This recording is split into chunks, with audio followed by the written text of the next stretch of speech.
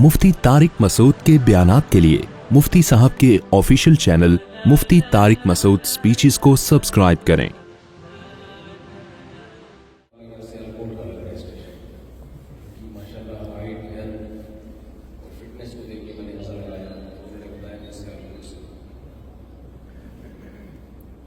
सियालकोट और गुजरांवाला कभी आप जाएं, आप नाश्ते में वहाँ पाए खाएंगे। इतने पाए खाए जाते हैं माशाअल्लाह, लोग कहते हैं कि भैंसें क्या यहाँ ईंटों पे खड़ी होती हैं कि सारे पाए तो लोग खा जाते हैं। भाई खुराकें हैं खुराकें। गुजरांवाला एक शहर है पंजाब में, तो वहाँ मशहूर है कि उनसे पूछो कहाँ जा रहे हो, कहते हैं खाना खाने जा रहा हूँ। पूछो कहाँ से आ रहे हो, कहते हैं खाना खा के आ रहा हूँ। तो खुराकें। और हम कराची वालों की खुराकें ऐसी हैं कि एक बहुत ही बारीक से बंदे से किसी ने पूछा कि यार ये तुम्हारी सेहत का राज क्या है। बहुत ही बेचारा बारीक था, एक दुबला होता है एक बारीक होता है। तो कहते हैं खुराकें खुराकें। कहते हैं क्या खुराक है, कहते हैं एक चमची दूध निहार मुंह घटाघट पीता हूं। ठीक है। खैर ये तो आपसे थोड़ा सा वैसे ही गपशप थी, आपको गर्म करने के लिए, ताकि आप थोड़ा एक्टिव हो जाएं और बयान की तरफ आप ध्यान दें। मैंने जो कुरान मजीद की आयत आपके सामने पढ़ी हैं, देखो अल्लाह ताला का हम पर बहुत बड़ा एहसान है। ये मैं कोई रिवायती बात नहीं कर रहा। आपको की उर्दू भी थोड़ी सी यहाँ लोगों की मुझे लगा कुछ थोड़ी सी कमज़ोर है, कुछ गुजराती, इंग्लिश, उर्दू, हिंदी मिक्स चल रहा है, तो एक नई ज़बान वजूद में आ रही है। तो कोई भी ऐसा लफ्ज़ मैं उर्दू का थोड़ा गाढ़ा इस्तेमाल करूँ तो आप मुझे बता देना यार ये इसका मुफ्ती साहब मतलब क्या है। सियालकोट वाले तो मेरी पूरी बात समझते भी हैं, लेकिन यहाँ जो इंडियन हैं उनको शायद दो चार अल्फाज में कोई मुश्किल हो। बयान से पहले मैं एक छोटी सी बात जो बड़ों की बात है आप तक पार्सल करना चाहता हूँ। उर्दू ज़बान से अपना रिश्ता मजबूती से कायम रखें, उर्दू से रिश्ता ख़त्म ना करें। क्योंकि देखो दुनिया में दो बड़ी ज़बानें हैं जो इस्लाम की ज़बानें समझी जाती हैं। ये तहकीक है, ये मजाक नहीं है, ये ऐसी हवाई फायरिंग नहीं है। दुनिया में इस्लाम की सबसे बड़ी ज़बान अरबी है, उसके बाद इस्लाम की सबसे बड़ी ज़बान उर्दू है। अब सबके लिए अरबी बोल चाल में महारत हासिल करना तो बड़ा मुश्किल काम है। वो जब तक उस माहौल में आप रहते नहीं हैं, आप अरबी बोलने पर कादिर नहीं होते। हमने अरबी की बहुत भारी भरकम किताबें पढ़ी हैं, अरबी ग्रामर की और अरबी लिटरेचर की, लेकिन बोलने के लिए प्रैक्टिस चाहिए। जब तक आप उस माहौल में कई महीने कई साल नहीं गुजारते कि आपके उठने बैठने वाले सारे अरबी बोलते हैं, उस वक्त तक आप बोल नहीं सकते। ये इंग्लिश भी आप देखें, डॉक्टर पूरी मेडिकल साइंस इंग्लिश में पढ़ते हैं, इम्तिहान देते हैं, लेकिन इंग्लिश बोल नहीं सकते जब तक कि वो प्रैक्टिस ना करें बोलने की। तो हमारे पास इस्लाम के लिए दो ही ज़बानें हैं। सबसे बेहतर तो ये था कि हम सब अरबी सीख लेते बोल चाल, वो मुश्किल है हर एक के लिए। तो एक दूसरी हमारी जो ज़बान है जो हमें विरसे में मिली है, इंडिया पाकिस्तान की मुश्तरका ज़बान है, वो तो उर्दू है। इसी का दूसरा नाम हिंदी है, जिसको बिला वजह खामखा में हिंदी कह दिया और बिला वजह फड्डेबाजी में लग गए कि वो हिंदी है ये उर्दू है। भाई एक ही ज़बान है। अंग्रेज़ ने तोड़ के जो है ना ज़बानों को तकसीम करके गया है, जाने से पहले बड़े उल्टे उल्टे काम करके गया है।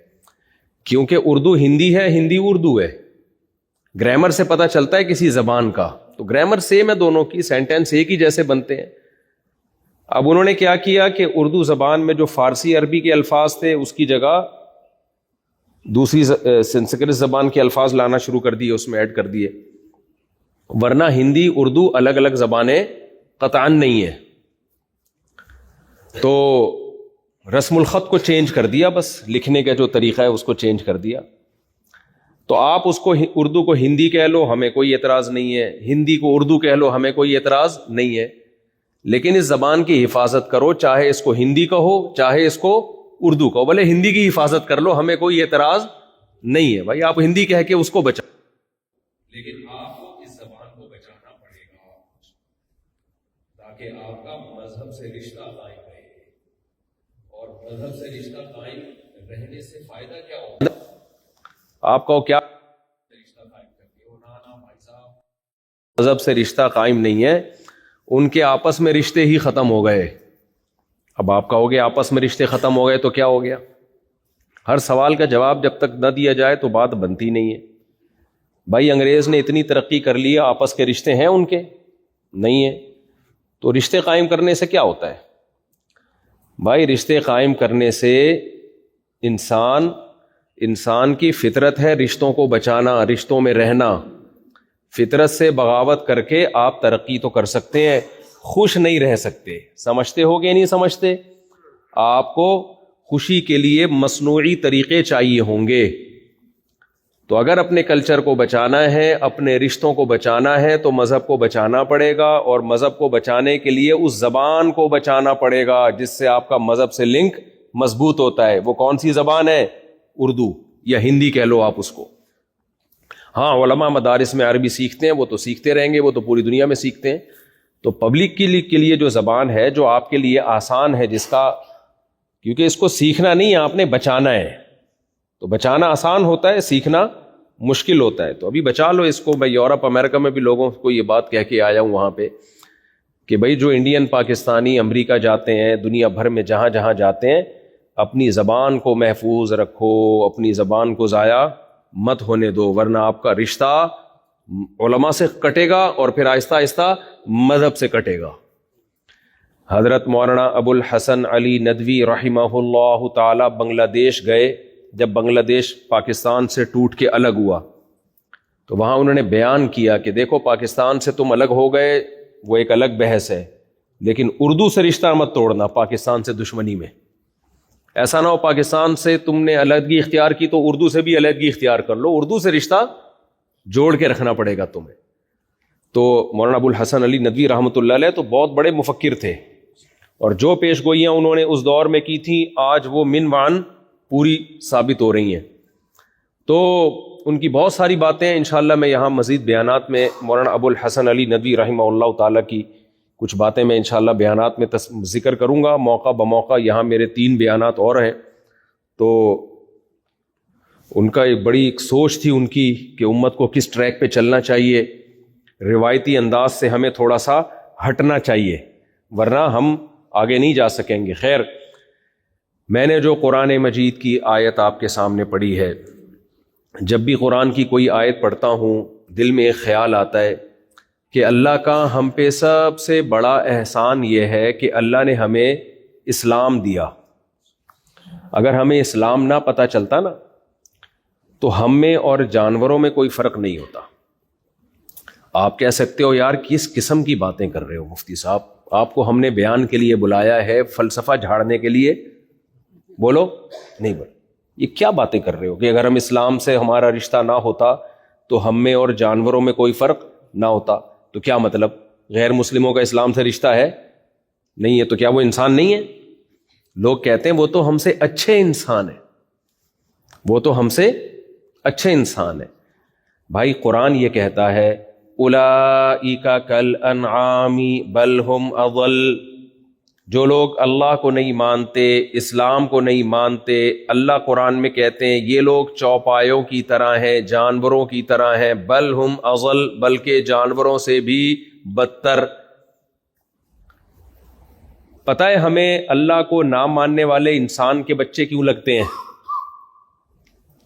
آپ کہہ سکتے ہو ہمیں تو جو اللہ کو نہیں مانتے وہ اپنے سے زیادہ اچھے انسان نظر آتے ہیں. بہت دفعہ وہ ہمیں اس لیے لگتے ہیں کہ دنیا میں اچھائی اور برائی کو ناپنے کا ہر ایک کا پیمانہ اور معیار کرائیٹیریا مختلف ہے. سمجھتے ہو کہ نہیں سمجھتے؟ نہیں سمجھ میں آ رہی. مجھے لگ رہا ہے اوپر سے گزر رہا ہے بیان. آ رہا ہے سمجھ میں؟ اچھا دیکھو میں ایک مثال سے بات سمجھاتا ہوں.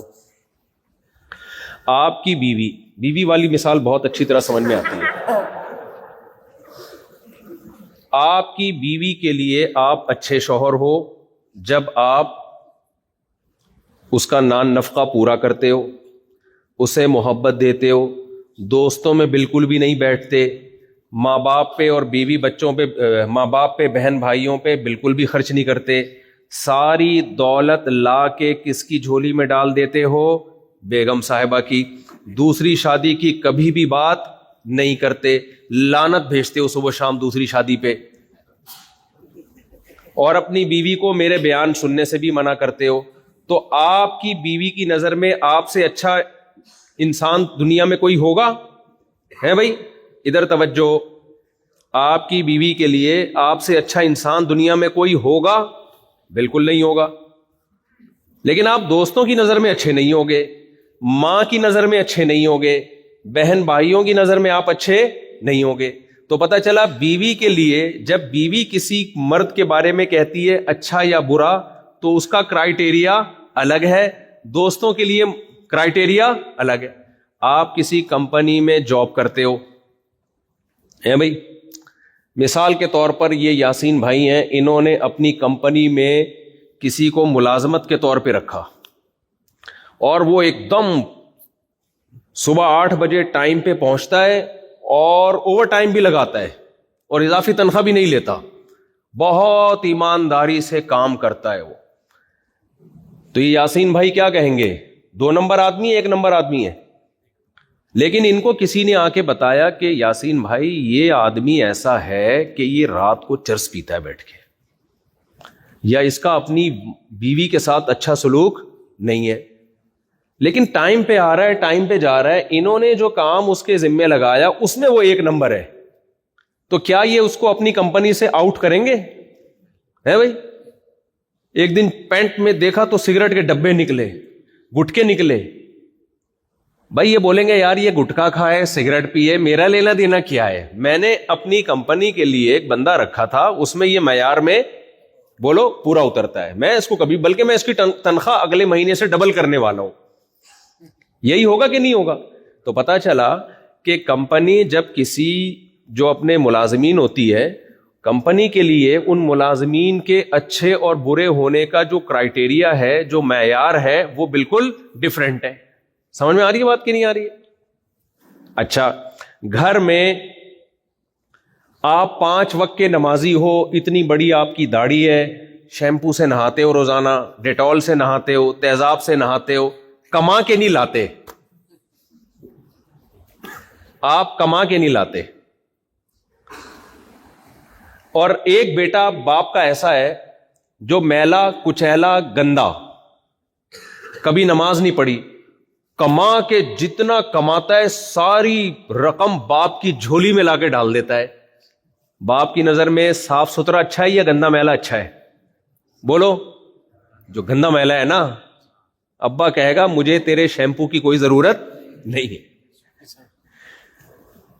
تو باپ کی نظر میں اچھائی اور برائی کا معیار اور کرائٹیریا وہ کیا ہے؟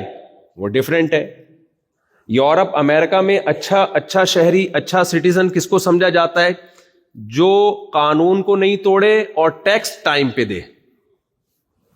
اماں کو اولڈ ہاؤس میں جمع کرا دے بڑھاپے میں, ابا کو اولڈ ہاؤس میں جمع کرا دے. اس کا اچھے سٹیزن شپ ہونے سے ان کی نظر میں کوئی تعلق نہیں ہے. 18 سال کا بچہ ہو کے ابا کو ٹاٹا کر کے نکل جائے, اماں کو ٹاٹا کر کے نکل جائے, تو بھی وہ سٹیزن, اچھا سٹیزن ہے, وہ اچھا شہری ہے, وہ بشرطے کہ ٹیکس ٹائم پہ دے. اور اگر کوئی وہ سائنسی ایجاد کرے گا تو اس کو پرائز بھی ملے گا, انعام بھی ملے گا, ایوارڈ بھی ملے گا. اس ایوارڈ میں یہ تھوڑی دیکھا جاتا ہے کہ یہ اپنے ابا کے پاؤں دباتا ہے یا ابا کے پاؤں نہیں دباتا, اس نے اپنی ماں کا علاج کرایا تھا یا ماں کا علاج نہیں کرایا تھا, اس کا بیوی کے ساتھ اچھا سلوک ہے یا اچھا سلوک نہیں ہے. تو پتا چلا بھائی اسٹیٹ جب لوگوں کو دیکھتی ہے تو اسٹیٹ کی نظر میں اپنی عوام اور اپنے شہریوں کو اچھا اور برا کہنے کا معیار وہ مختلف ہے. سمجھ میں آ رہی بات کی نہیں آ رہی؟ دوست جب دیکھتے ہیں نا کہ یہ اچھا دوست ہے یا برا دوست, تو وہ یہ دیکھتے ہیں کہ کھانا جب ہم ہوٹل میں جا کے کھاتے ہیں تو یہ کھاتا ہی رہتا ہے یا کبھی پیسے بھی دیتا ہے. اگر آپ دوستوں کی گیدرنگ میں جاتے ہو, جب بھی کھانا کا آرڈر کرنے کی باری آتی ہے تو آپ آگے آگے ہوتے ہو. ہمارے ایک جاننے والے تھے, جب بھی ہم کہیں ہوٹل میں جاتے اکٹھے کھانے کے لیے تو وہ آرڈر وہ ایسے دے رہے ہوتے تھے جیسے آج انہوں نے دعوت کی ہے. میں بھی کئی دفعہ دھوکے میں آیا, میں نے کہا شاید دعوت مجھے خیال ہوا کہ ملایا تو میں ہوں, دعوت تو میں نے کرنے کا پروگرام تھا, لیکن شاید ان کا آج سخاوت کا دریا بہہ رہا ہے اور آج ان کو خیال آیا کہ یار مفتی صاحب کی دعوت کریں, تو یہ لے آ, یہ اتنی چاپیں, اتنی بہاری بوٹی, اتنے کباب, اتنی پلاؤ, اتنی بریانی. تو میں سمجھ بیٹھا کہ میں نے کہا شاید یہ دعوت کر رہے ہیں. تو اب اگر ایک آدمی جب دوستوں کی گیدرنگ میں جائے ہمیشہ آرڈر ہی دیتا رہے, پیسے کبھی بھی نہ دے, تو دوستوں کی نظر میں وہ اچھا ہوگا برا ہوگا؟ برا ہوگا بھائی. تو ہر شخص دوسرے کو الگ نظر سے دیکھتا ہے. تو میرے بھائی ہر آدمی کا دوسرے کو جاننے کا, ناپنے کا معیار اور پیمانہ دوسرے سے ڈفرینٹ ہے. اب اس میں سچی مچی والا جو اوریجنل پیمانہ کس کا ہے بھائی, یہ کیسے فیصلہ کریں گے؟ اور آگے چلتا ہوں, میں مثال دیتا ہوں. دیکھیں دنیا میں جتنی بڑی بڑی مہذب قومیں ہیں نا, وہ ساری قومیں پینے پلانے کو الاؤ کرتی ہیں. پینا سمجھتے ہو آپ لوگ؟ تو یہاں رہتے ہو, آپ تو صبح شام دیکھ رہے ہو لوگوں کو پیتے ہوئے. شراب پینے کو کیا سمجھتے ہیں؟ جائز سمجھتے ہیں, کہتے کوئی بات نہیں, اس کا اپنا پرسنل معاملہ ہے. اگر کوئی آدھی بوتل ایک بوتل پی لیتا ہے. جب بھی میں یہ پینے پلانے کی بات کرتا ہوں مجھے ایک شعر یاد آتا ہے, جو پرانے لوگ ہیں وہ سن کے شاید بور ہو جائیں, لیکن نئے لوگوں کو بڑا مزہ آئے گا. جو نیا اللہ معاف فرمائے, اللہ سب کو شراب سے بچائے. لیکن شرابی جو شراب اتنی غلیظ, اتنی گندی, اتنی پلید, اتنی ناپاک چیز کے شریعت نے حکم دیا, آپ یہاں یہ حد جاری نہ کر دینا. یہ شریعت کا حکم ہے, جو جہاں اسلامی حکومت ہوگی تو خلیفہ کو یہ اجازت ہے, آپ یہ خود نہ کر لینا یہ کام, ورنہ لینے کے دینے پڑ جائیں گے. تو شریعت کا حکم کیا ہے؟ جو شراب پیے اسے چوک میں پبلک کے سامنے 80 کوڑے مارو. کیا حکم ہے شریعت کا؟ جو شراب پیے اسے چوک میں لے جا کے 80 کوڑے مارو. کتنی بری چیز ہے نا شریعت کی نظر میں. اب شریعت کا کرائیٹیریا معیار ایک الگ ہے, لیکن دنیا کی نظر میں ہم جب گوروں سے پوچھتے ہیں کہ یار تم شراب پیتے ہو, تمہیں نشہ نہیں آتا؟ نیا جو آدمی شراب پیے گا وہ تو ایک ڈھکن ہی گھوم جائے گا نا. اس پہ شاعر کا ایک شعر ہے, جو ذرا سی پی کے بہک گیا. سہیل بھائی نہیں ہے ورنہ آج ان کی روح خوش ہو جاتی. ملاوی میں ہمارے ساتھ سہیل بھائی تھے, وہ شاعری سے بڑی دلچسپی ہے, گجراتی, لیکن اردو شاعری بڑی اچھی کرتے ہیں. تو جو ذرا سی پی کے بہک گیا, شاعروں کو اپنے میکدے جو شراب خانہ ہوتا ہے نا اس پہ کتنا فخر ہوتا ہے. اتنی غلیظ, اتنی گندی, اتنی پلید کے کپڑوں پہ لگ جائے تو نماز نہیں ہوتی. دنیا میں جتنے جرائم ہیں نا, ان جرائم میں سب سے بڑی وجہ کیا ہے؟ شراب. اب باہر ملکوں میں جائیں, قانون اتنا سخت ہے, کسی کو سگنل توڑنے کی اجازت نہیں, اور ایسی آرگنائز قومیں کہ توڑتی بھی نہیں ہے, ان کی ٹریننگ ہو چکی ہے, پھر بھی اتنے جرائم ہوتے ہیں, اتنے حادثات ہوتے ہیں. جب آپ تحقیق کرو گے تو ان حادثات کی تہ میں جب آپ جاؤ گے تو شراب نظر آئے گی. بھائی وہ اتنی 1-2 ڈھکن زیادہ پی لیے تھے تو دماغ کیا ہو گیا؟ کنٹرول سے باہر, اس کی گردن توڑ دی, اس کو بعد میں جب ہوش آئے تو پتا چلا یہ کیا کر دیا میں نے. تو اتنی غلیظ چیز, لیکن شرابی کبھی نہیں مانے گا کہ گندی چیز ہے. اس کا جو معیار ہے وہ شریعت کے معیار سے الگ. ہم جب شرابی سے کہتے ہیں یار یہ بوتل پی کے تمہیں نشہ نہیں آتا, تو وہ کیا کہتا ہے؟ جو ذرا سی پی کے بہک گیا اسے میکدے سے نکال دو. یہاں اہل ظرف کا کام ہے, یہاں تنگ نظر کا گزر نہیں. یہاں جو چھوٹے گھٹیا نیچ قسم کے لوگ ہیں نا, جو 2 ڈھکن پی کے ان کا دماغ آؤٹ ہو جائے, ان بے شرموں کو اس میکدے سے باہر کرو. سمجھ آ رہی ہے؟ ذرا سی پی کے دماغ آؤٹ ہو جاتا ہے. یہاں بڑے بڑے ظرف کہ پورے کنستر پی جائیں کچھ بھی نہیں ہو, تو یہ شراب خانہ ان لوگوں کے لیے. اب دیکھو, جو حالانکہ جو ذرا سی پی کے بہک جائے وہ تو اچھا انسان ہے نا, کبھی پی نہیں اس نے, اتفاق سے 2 ڈھکن سے دماغ آؤٹ ہو گیا, تو یہ برا ہونے کی علامت ہے, اچھا ہونے کی علامت ہے؟ مجھے یاد ہے ایک دفعہ میرے دانتوں میں کچھ مسئلہ ہوا تو ایک قبلہ حکیم کے پاس چلا گیا میں. ہمارے ہاں پاکستان میں نا جتنے بھی حکیم ہیں سب قبلہ ہوتے ہیں, وہ چھوٹا حکیم کوئی ہوتا ہی نہیں ہے, سارے قبلے حکیم ہی ہوتے ہیں, بڑے ہی ہوتے ہیں, چھوٹے میں نے آج تک نہیں دیکھے.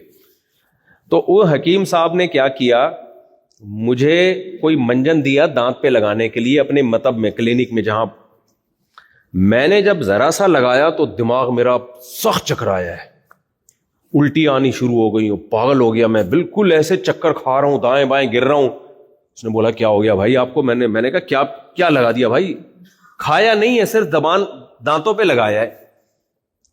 تو کلیاں کروائیں اور پتہ نہیں کبھی شہد کھلا رہا ہے، وہ بھی ڈر گیا کہ یار مولوی صاحب کا جنازہ ہی نہ ہو جائے یہاں پہ.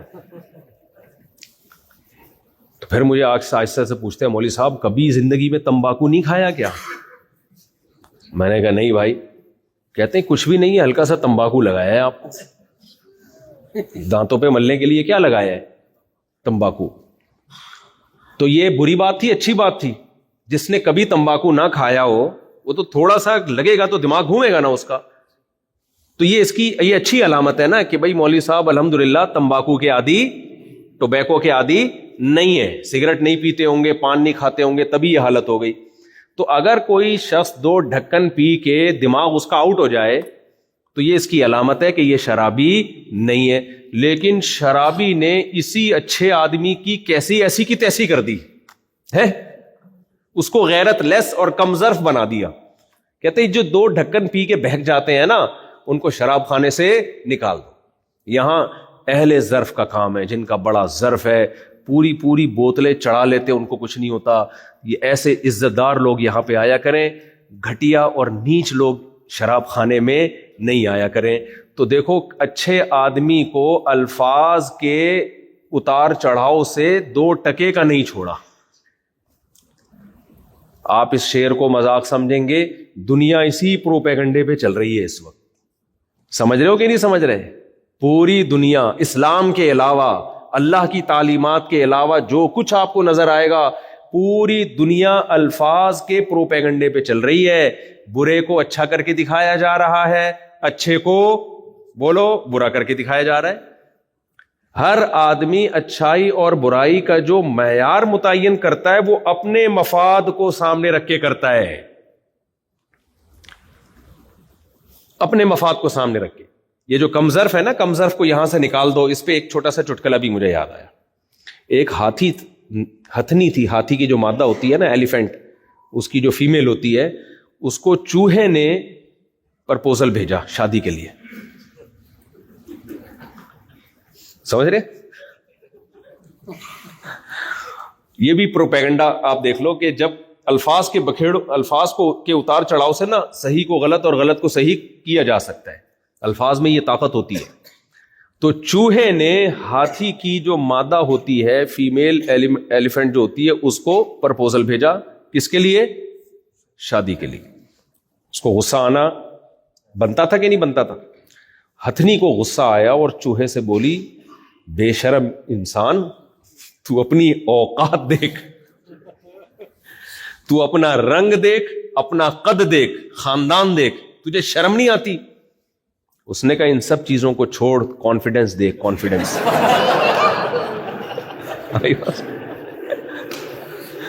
ایک تو پازیٹو چیز ہے نا میرے اندر، وہ کیا ہے؟ کانفیڈنس. تو واقعی کانفیڈنس تو تھا. ایک چوہا جو ہے نا، اس نے ہاتھی نہا رہا تھا اس میں تالاب میں. چوہے نے ہاتھی سے بولا یار 2 منٹ کا کام ہے، ذرا باہر آنا. وہ دریا میں نہا رہا تھا ہاتھی. تو ہاتھی نے بولا بھائی میں باہر نکلوں گا پورے تالاب دریا سے، میرے لیے آسان نہیں ہے، میں ہاتھی ہوں، تو گڑی کر کے جاتا ہے، ایسے کر کے باہر آ جاتا ہے، بہت ٹینشن ہوگی، کام بتا. کہہ رہے نہیں کام نہیں، بہت ضروری کام ہے، باہر آئے. وہ بیچارہ اتنی مصیبت سے ہاتھی دریا سے باہر نکلا. چوہے سے بولا بتا کیا کام ہے؟ چوہا کہہ رہا بس کچھ نہیں، میں دیکھ رہا تھا میرا انڈر ویئر پہن کے تو نہیں نہا رہا کہیں تو. یہ بھی کیا ہے؟ کانفیڈنس. خیر، تو آج دنیا نے کیا کیا ہے؟ الفاظ کے اتار چڑھاؤ سے، الفاظ کے گھما پھرا کے نا اچھے کو برا کر کے دکھا دیا اور برے کو اچھا کر کے دکھا دیا. جیسے شراب دنیا میں جرائم کا سب سے بڑا ذریعہ، لیکن شراب پہ آپ شاعری سنو تو آپ حیران ہو جاؤ گے، ایسا لگے گا شراب سے اچھی دنیا میں کوئی چیز ہے ہی نہیں. تو میں یہ عرض کر رہا تھا، دیکھو باہر کی دنیا نے کیا کیا. ان کے ہاں کوئی شراب پیتا ہو تو بھی برا نہیں ہے، ٹھیک ہے نا، ڈرگس لیتا ہو تو بھی برا نہیں ہے. بعض ملکوں میں تو نشہ لیگل ہے، آپ پیئیں بیٹھ کے، آپ دکانوں پہ مل رہا ہے، آپ بیٹھیں. وہ کہتے ہیں وہ اچھا شہری ہے بشرطے کہ وہ ٹیکس دیتا ہو. وہ چرس پیتا ہو, چرس کا ٹیکس دے رہا ہو اگر وہ, تو بہت اچھا انسان ہے وہ. تو اب سوال پیدا ہوتا ہے میرے بھائی کہ ہم کو پتا کیسے چلے گا کہ ان میں اچھا کون ہے برا کون ہے؟ یہ سوال پیدا ہوتا ہے کہ نہیں ہوتا؟ یار یہ دنیا میں ہر قوم کا معیار دوسروں سے ڈفرینٹ, ہر کلچر کا معیار دوسروں سے الگ. یا تو ہمارے پاس ایک راستہ ہے کہ ہم اس بحث میں ہی نہ پڑیں اچھا کیا ہے برا کیا ہے, جان ہی چھڑا لیں. کیا کرنا ہے ابے اچھے برے کا, کرنا کیا ہے, ہم نے جان چھڑا لیں یار. کھاؤ پیو موج مستی کرو مر جاؤ. گورا اس بحث میں پڑتا ہے, گورا کہتا ہے ٹیکس دو, ٹائم پہ اپنا پیسہ ویسا کماؤ, تھوڑا گھومو پھرو عیاشی کرو مر جاؤ. اور وہ کہتا ہے بھائی ہر ایک قوم کا کلچر. میں آسٹریلیا میں تھا تو ایک گورا میرے ساتھ جہاز میں بیٹھا ہوا تھا, تھوڑی ہماری ہلکی پھلکی گپ شپ ہو گئی, تو مجھے بڑی فکر تھی ان کی نا فیملی سسٹم کیسا چلتا ہے گوروں کا. تو میری جب بحث ہوئی تو اس نے بولا کہ یہ آپ لوگ کا جو فیملی سسٹم ہے اور یہ نکاح وکاح یہ کلچر ہے آپ لوگوں کا. تو کلچر ہے, یہ کلچر میں ڈفرینس ہوتا ہے, کسی قوم کا کلچر الگ ہوتا ہے, کسی قوم کا کلچر الگ ہوتا ہے. حالانکہ ہمارا کلچر نہیں ہے بھائی, یہ ہمارا مذہب ہے. ہم رمضان کے روزے کلچر کی پاگل ہے کوئی صبح سے لے کے رات تک کلچر کی وجہ سے بھوکا پیاسا رہے گا؟ دماغ خراب ہے کیا؟ میرے ابا اگر 1 مہینہ روزہ رکھتے تھے تو میں ابا کی وجہ سے اگر 1 مہینہ بھوکا پیاسا رہوں تو میں سمجھتا ہوں کہ میرے لیے کم از کم ایسا ممکن نہیں ہے. تو دنیا میں کوئی بھی اپنے ابا کی وجہ سے اتنا نیک اگر لوگ ہوتے ہیں نا ابا کی وجہ سے, تو ویسے ہی جنت میں چلے جاتے ہو. اتنا ابا کو کون آج کل مانتا ہے کہ ابا چونکہ 1 مہینہ روزہ رکھتے تھے تو 1 دن رکھے گا 2 دن رکھے گا, اس کے بعد بولے گا بھائی ابا یہ آپ ہی کی ہمت تھی, ہم یہ کام نہیں کر سکتے. تو بات گھوم پھر کے یہاں آتی ہے کہ بھائی ہمیں ضرورت کیا ہے یہ جاننے کی کہ اچھا کیا ہے برا کیا ہے. چھوڑو چلتے رہو, نا نا نا نا نا نا. یہ ضرورت اس لیے ہے کہ اللہ تعالیٰ نے موت کے بعد ایک زندگی رکھی ہے. اگر وہ نہ ہوتی نا پھر تو مزے تھے, میں افریقہ میں ہی ٹھہر جاتا ہی نہیں واپس. میں کہتا میرے بیوی بچے وہاں, میں اکیلا, سب کو ساری میری ارننگ ان پہ خرچ ہو رہی ہے. بھی کم بختوں منہ سے نکلتا رہ گیا استغفر اللہ. ساری میری ارننگ کس پہ خرچ ہو رہی ہے؟ 90% تو میرے بچے کھا جاتے ہیں, 19.25 تو یہ کھا جاتے ہیں, گھر والے کھا جاتے ہیں. میرے لیے کیا بچے گا؟ تو میرے پاس تو بہترین موقع ہے بھائی. ساؤتھ افریقہ آیا ہوں, امریکہ بھی گیا تھا, کینیڈا بھی گیا تھا, وہاں گزارتا لائف انجوائے کرتا. وہاں تھوڑے سے بھی وہاں کے ڈالر ہمارے پاکستانی کرنسی سے بہت زیادہ ہیں. کیا خیال ہے؟ ہر طرح کی عیاشی ہے بھائی. دنیا جاؤ, عیاشی کے دروازے کھلے ہوئے ہیں آپ کے لیے. تبھی جو ایتھیس ملحد لوگ ہیں وہ کہتے ہیں مذہب انسان کو پابندیوں میں جکڑ دیتا ہے, اور ایسے یہ مولویوں نے اتنی ڈپریشن پھیلائی ہوئی ہے کہ یہ کرو گے تو جہنم کی آگ میں جلو گے.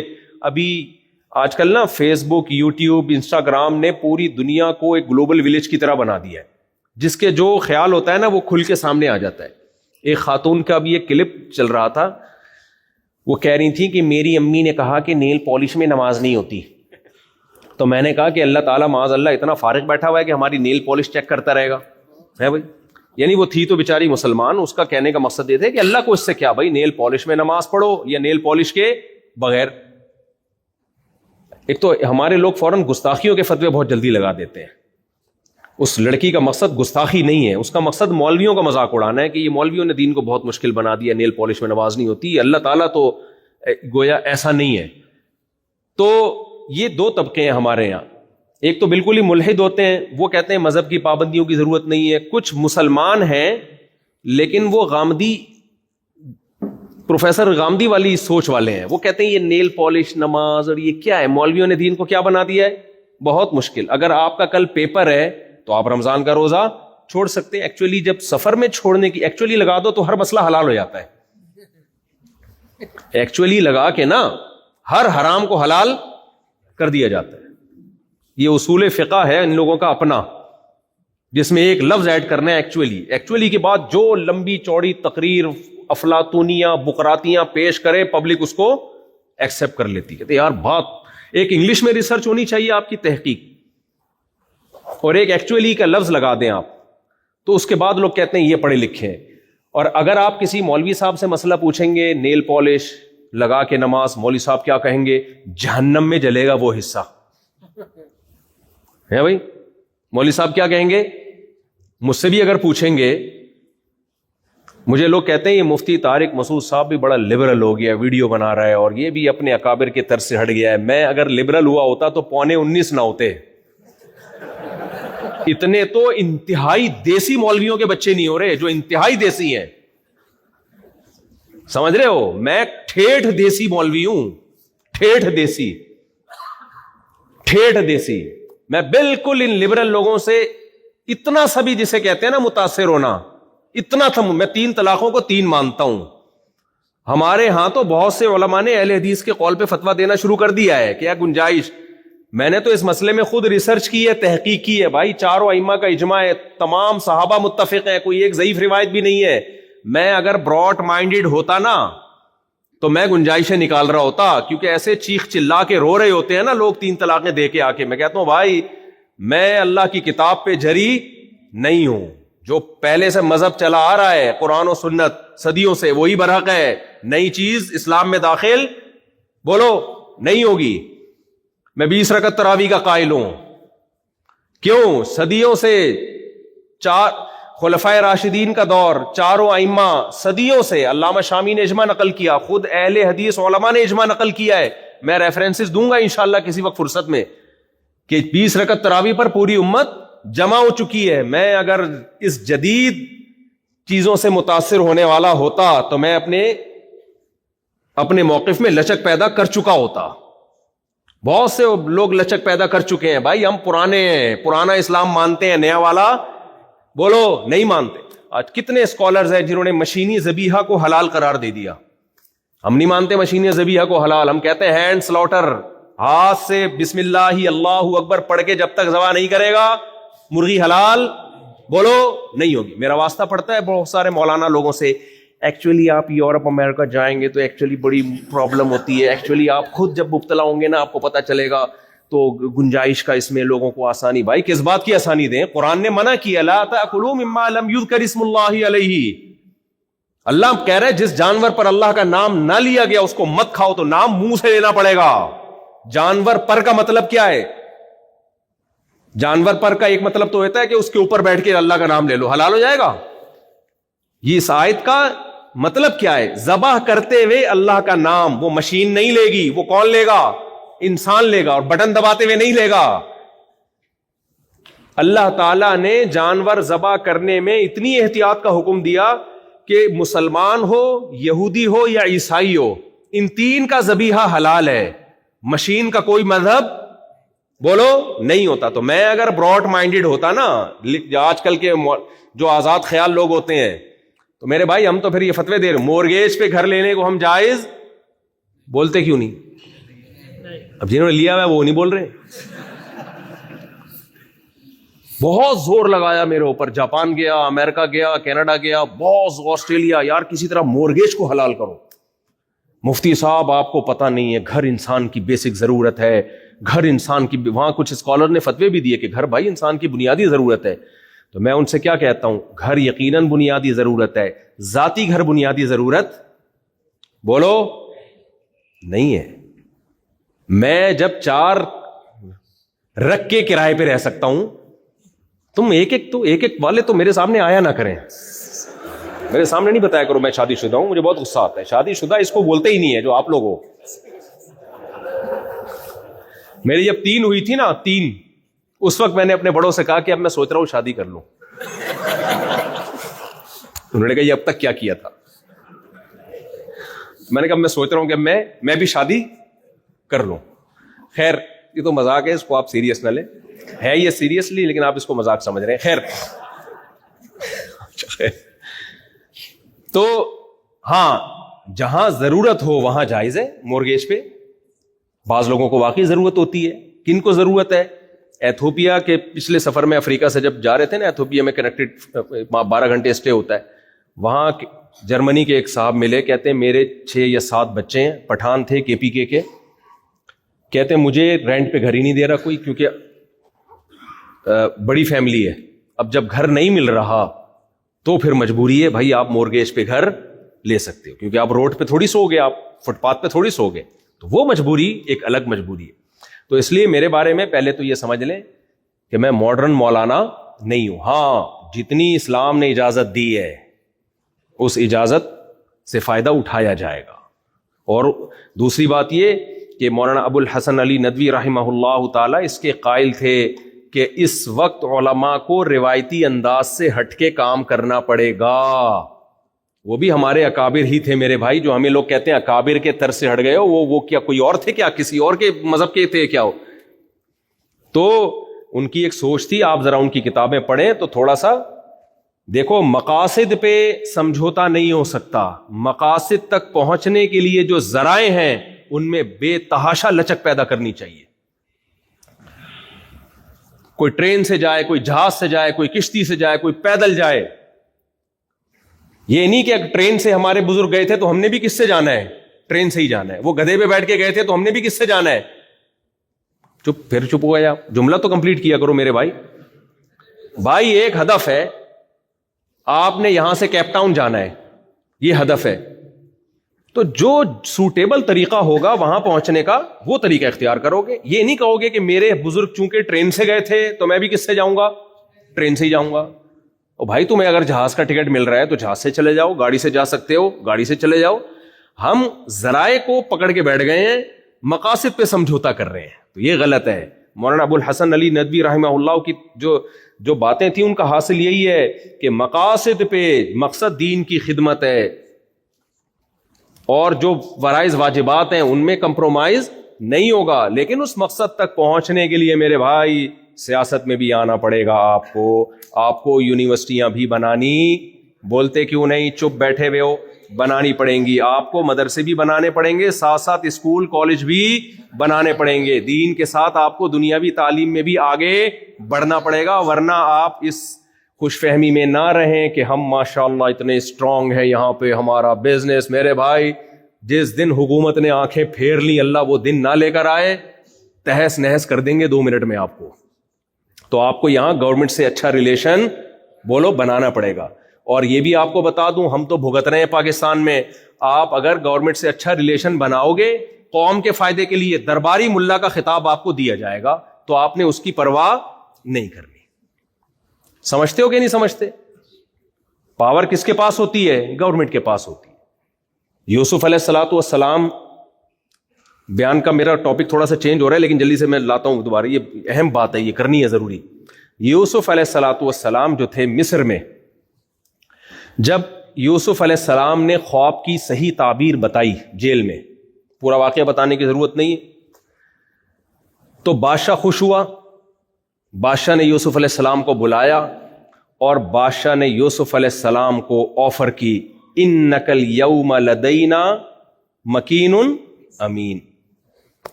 بھائی مانگیے, کیا مانگتے ہو؟ آپ نے صحیح تعبیر بتائی ہے, آپ نے مصر کو تباہ ہونے سے بچایا, تو اب بتاؤ کیا مانگتے ہو؟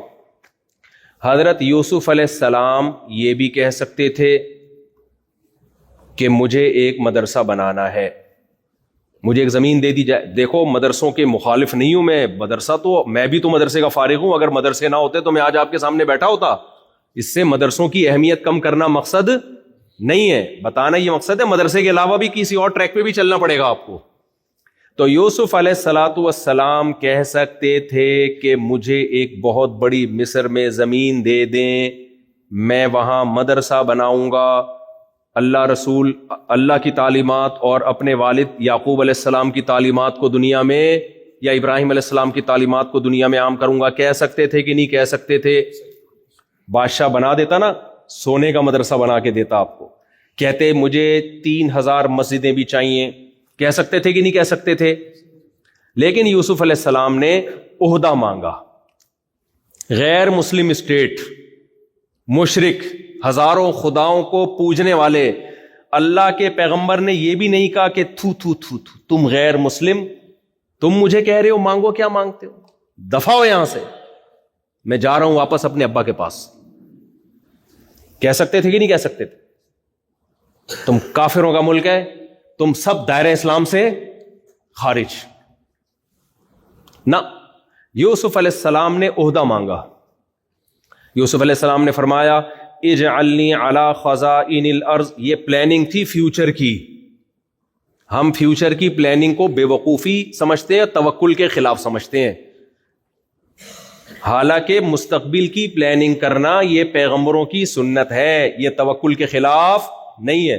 ہم پتہ ہے کیا کہتے ہیں؟ بس نتیجہ اللہ پہ چھوڑ دو. بس بھائی نتیجہ اللہ پہ جب چھوڑو جب اس نتیجے تک پہنچنے کے اسباب آپ مکمل اختیار کر چکے ہوں، آپ علاج مکمل کر چکے ہو، پھر نتیجہ کس پہ چھوڑو گے؟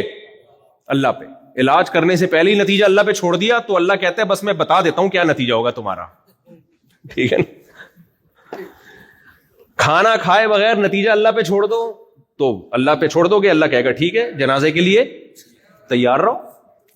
نبی صلی اللہ علیہ وسلم نے ارشاد فرمایا، صحیح حدیث ہے، یہاں علماء بیٹھے ہوئے ہیں، نماز میں اگر کسی کو سانپ نظر آئے تو کیا نماز کو جاری رکھنے کا حکم ہے یا نماز کو توڑنے کا حکم ہے؟ بھائی سوال پیدا ہوتا ہے آپ کا کنیکشن کس سے چل رہا ہے؟ اللہ سے. جب اللہ سے آپ کا کنیکشن چل رہا ہے تو سانپ بنایا کس نے؟ اللہ نے. سانپ میں زہر کس نے رکھا؟ اللہ نے. ڈنگ مارنے کا ارادہ جو سانپ کے دل میں آئے گا وہ کس کی طرف سے آئے گا؟ اللہ کی طرف سے. ایک طرف آپ کا اللہ سے کنیکشن، دوسری طرف ساری طاقتیں سانپ کے ہاتھ، اللہ کے ہاتھ میں. تو اب سب پھر تو نماز نہیں توڑنی چاہیے ہمیں. اللہ پہ توکل کا تقاضا جن جن کے 4 مہینے لگے ہوئے وہ تو نہ توڑیں کم از کم. سیروزے والے توڑ دیں، 4 مہینے والے بولو نہ توڑیں. نہ، نبی نے صحابہ کو حکم دیا جن سب کے 4 مہینے نہیں پوری زندگیاں دین کی تبلیغ میں لگی ہوئی تھیں اور ان کے ایمان کے لیول کی خاک کو بھی ہم نہیں پہنچ سکتے، ان اصحاب رسول ابو بکر، عمر، عثمان، علی رضی اللہ عنہم کو حکم دیا جا رہا ہے کہ سانپ نظر آئے تو نماز توڑ دینا. کیوں؟ تکوینی امور میں اللہ اپنی سنت کو تبدیل نہیں کرتا. آسان مثال سے بات سمجھاتا ہوں، کیا کریں بات سے بات نکل رہی ہے. دیکھو مجھے ایک بات بتاؤ، اللہ تعالیٰ نے جو اس نظام کائنات کو چلانے کے لیے جو تکوینی معاملات ہیں نا وہ کبھی چینج نہیں ہوتے، اور اس میں غلطی کی کبھی تلافی نہیں ہو سکتی. اس میں اگر آپ غلطی کرتے ہو تو اس کی کبھی تلافی نہیں. مذہب کے معاملات میں کبھی غلطی کرو گے تو اس کی تلافی توبہ سے ہوگی. سائنس کے قوانین کو توڑو گے اس کی تلافی نہیں ہوگی. مثال کے طور پر آپ ایک دیوار پہ چلتے ہوئے جا رہے ہیں، نیچے جل رہی ہے آگ، آپ کے ابا نے منع کیا بیٹا کہیں اور سے نکل لے، شارٹ کٹ کا یہ راستہ ٹھیک نہیں ہے. اگر ذرا سا پاؤں سلپ ہوا تو گرے گا کہاں؟ آگ میں. ابا سمجھا رہے ہیں آپ کو فنٹر بننے کا شوق ہے، آپ نے کہا کہ نہیں میں اسی ٹریک پہ چلوں گا، میں اپنے آپ کو سلپ ہونے سے بچاؤں گا. اچانک پاؤں پھسلا اور اب آپ نیچے آگ میں جا رہے ہو. آپ کو فوراً ندامت ہوئی کہ مجھ سے غلطی ہوئی، ابا کے حکم کی بھی خلاف ورزی ہوئی. قرآن نے ہمیں حکم دیا کہ اپنے آپ کو ہلاکت میں مت ڈالو. اے اللہ مجھے معاف کر دے، میں سچے دل سے توبہ کرتا ہوں کہ مجھ سے یہ خودکشی ہوئی ہے. ابھی راستے میں توبہ ہو رہی ہے، اوپر سے نیچے جا رہے ہو، اوپر سے کیا کر رہے ہو؟ بولو، نیچے کی طرف اسپیڈ کے ساتھ جا رہے ہو. سمجھو بہت اوپر سے گر رہے تھے کہ راستے میں یہ سوچنے کا ٹائم مل گیا آپ کو. مثال پر تو گورنمنٹ کی طرف سے کوئی اور اگر کسی کا خیال ہے کہ نہیں اتنا ٹائم نہیں تو تھوڑا اور اوپر کر لو اس کو، صحیح ہے نا؟ ایسا نہ آپ بات بولے یار یہ مفتی صاحب مثالیں کیسے، بھائی آپ ہائٹ پر لے جاؤ اس کو. تو ہم کوئی ابھی کوئی ہمارا خرچہ تھوڑی آ رہا ہے اس مثال میں، ٹھیک ہے؟ بہت اوپر سے گرا ہے، اتنا اوپر سے گرا کہ آگ تک پہنچنے میں اس کو توبہ کا ٹائم مل گیا اور اس نے سچے دل سے توبہ کر لی. کیا اللہ اس کی توبہ قبول کرے گا؟ بولو کرے گا. اس کا یہ جرم معاف ہو جائے گا. ہر جرم کی توبہ اللہ قبول کرتا ہے، گناہ نہیں ملے گا اس کو. لیکن کیا اس توبہ کا یہ اثر ہوگا کہ اب اس کو غلطی پہ ندامت ہو گئی ہے تو ریورس ہو جائے گی؟ ہے نہ، گرے گا آگ میں اور جلے گا. جو غلطی جو اس نے مذہب کے قانون کو توڑا، اس قانون کو توڑنے کی تلافی توبہ سے ہو گئی، لیکن فطرت کے قانون کو جو توڑا اس کی تلافی توبہ سے نہیں ہوگی. اس سے پتا چلا میرے بھائی کہ اگر مذہب کو توڑ دیا جائے توبہ کا آپشن ہے. ایسا نہیں کہ توڑنا شروع کر دیں. میں ایک مثال دے رہا ہوں. فطرت کے قانون کو اگر توڑو گے تو اس سے جو نقصان ہوگا وہ ریورس بولو نہیں ہو سکتا. 100 انسانوں کو ایک شخص نے قتل کیا تھا, 100 انسانوں کو. اس نے اللہ کے دربار میں توبہ کی, اللہ نے اس کی توبہ کو قبول کیا, لیکن وہ 100 مرے ہوئے زندہ نہیں ہو گئے اس سے. سمجھتے ہو کہ نہیں سمجھتے ہو؟ دیکھو کسی نے خودکشی کی اور اتفاق سے مرا نہیں. وہ ہمارے ہاں ایک دفعہ پاکستان اور کراچی میں نا فدائی حملے بہت ہو رہے تھے. یاد ہوگا آپ کو کراچی میں وہ خود بم دھماکے سے اڑا دیا, فلانے کو اڑا دیا, کچھ غلط گائیڈنس بھی ہو رہی تھی لوگوں کی. تو اس پہ کسی نے ایک شعر کیا لطیفہ کہ ایک آدمی کو کسی نے بتایا کہ تو فلاں فرقے کے مولانا کو جا کے فدائی حملے میں اڑائے گا تو حوریں ملیں گی تجھے. مرتے ہی کہاں چلا جائے گا؟ جنت میں, اور حوریں ملیں گی. تو وہ جا کے کہیں اس نے اڑایا, اتفاق سے مرا نہیں, بے ہوش ہو گیا وہ. اب بے ہوش ہوا تو پولیس والے اٹھا کے لے گئے کہ اب اس کی پھینٹی لگاتے ہیں, پہلے ہوش میں تو آئے. اچھا وہ سمجھ رہا تھا کہ میں مر چکا ہوں. جب ہاسپٹل میں اس کی بے ہوشی سے آنکھ کھلی تو کالی کالی نہ کچھ نرسیں کھڑی ہوئی تھی دائیں بائیں, کالی کالی نرسیں. تو اس کی جیسے ہی آنکھ کھلی ایک دم نرس کا ہاتھ پکڑا, کہتا ہے باقی حوریں کدھر ہیں؟ باقی حوریں کہاں؟ تو میں یہ عرض کر رہا تھا, فطرت کے قانون کو توڑو گے تو اس کی تلافی نہیں. خودکشی کی اور بچ گئے, توبہ کرو گے اللہ توبہ قبول کرے گا. بعض دفعہ اللہ معاف فرمائے لوگ اپنے آپ کو جلا دیتے ہیں. ایسے کیس میرے سامنے آئے کہ جلا دی اپنے آپ کو خودکشی کی نیت سے, مرے نہیں, اس وقت نہیں مرے, یعنی ہاسپٹل میں جا کے جب ہوش آیا تو توبہ کی اللہ سے سچے دل سے کہ اللہ معاف کر دے, اور گڑ گڑائے کہ ہم سے غلطی ہوئی ہے. یہ اللہ کی رحمت تھی, اللہ نے ان کو توبہ کی مہلت. تبھی تو خودکشی اتنا بڑا جرم ہے کہ یہ واحد جرم ہے جس میں توبہ کی مہلت ہی نہیں ملتی, کیونکہ یہ جرم ہی اپنے آپ کو مارنا ہے. تو مرنے کے بعد تو توبہ کا دروازہ بند ہو گیا, اس لیے یہ تو عام گناہوں سے زیادہ بڑا گناہ ہے. لیکن وہ نہیں مرا تو اس کو موقع مل گیا, تو توبہ اس نے کی, لیکن زخم اتنے ہو چکے تھے کہ زندہ نہیں رہا. تو اس سے کیا پتا چلا بھائی, اللہ توبہ تو قبول کر لے گا, لیکن فطرت سے جو بغاوت کی ہے, فطرت جو انتقام لیتی ہے, جو تھپڑ لگاتی ہے, وہ ریورس بولو نہیں ہو سکتا. تو مسلمان کو اس وقت اسباب اختیار کرنے پڑیں گے دنیا میں ترقی کے لیے, اپنی بقا کے لیے. روایتی طریقے سے جو ہم چل رہے ہیں وہ بھی ضروری ہے, لیکن وہ کافی نہیں ہے. میں یوسف علیہ السلام کی مثال دے رہا تھا, آپ لوگ تھکے تو نہیں ہے نا؟ یوسف علیہ السلام کی پلاننگ تھی فیوچر کی. مصر میں یوسف علیہ السلام کہہ سکتے تھے بھائی مجھے مدرسہ بنا دو, مجھے مسجد بنا دو. یوسف علیہ السلام نے کہا نا نا نا, میرے پاس مصر کی حکومت آئے گی تو سب چیزیں بن جائیں گی. کیا خیال ہے؟ اب اس کے لیے یوسف علیہ السلام کے پاس 2 راستے تھے, یا تو بلاتے اپنے بھائیوں کو مصر پہ اٹیک کرو. کیا خیال ہے بھائی؟ اعلان بغاوت. تو اس سے کیا بغاوت ہو جاتی؟ بھائی شریعت نے ہمیں اسباب کا مکلف بنایا. گراؤنڈ ریئلٹی کیا کہہ رہی ہے؟ پوری اسٹیٹ ہے ایک طرف, آپ یہاں کھڑے ہوگے تو کون مرے گا؟ آپ کو نقصان ہوگا, ان کا کچھ بھی نہیں جائے گا. یوسف علیہ السلام نے کیا کیا؟ مصر کی جو 100% غیر مسلموں کی حکومت تھی, اس حکومت کو فیور دینا شروع کیا. اس قوم کے بارے میں بھلا سوچنا شروع کیا کہ اس قوم کو قحط سے بچایا جائے. کیا ہے وہ؟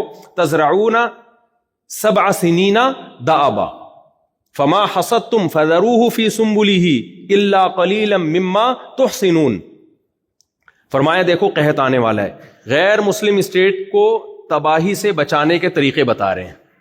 غیر مسلم اسٹیٹ کو اکنامکلی مضبوط ہونے کے, آپ لوگ جملہ مکمل کر دیا کریں, غیر مسلم اسٹیٹ کو اکنامکلی اسٹرانگ کرنے کے طریقے بتا رہے ہیں. کیسے؟ بھائی دیکھو قحط آنے والا ہے تو تم نے سارا کھانا نہیں ہے, بچانا ہے. تو جب بادشاہ خوش ہوا نا اس خواب کی تعبیر پہ کہ یار یہ تو ہمارے ملک کو تباہی سے بچا لیا انہوں نے, ہمارا تو بیڑا غرق ہو جانا تھا. تو بادشاہ نے کیا کہا یوسف علیہ السلام سے, بھائی آپ کو میں اپنے پاس ایک ٹھکانہ دینا چاہتا ہوں.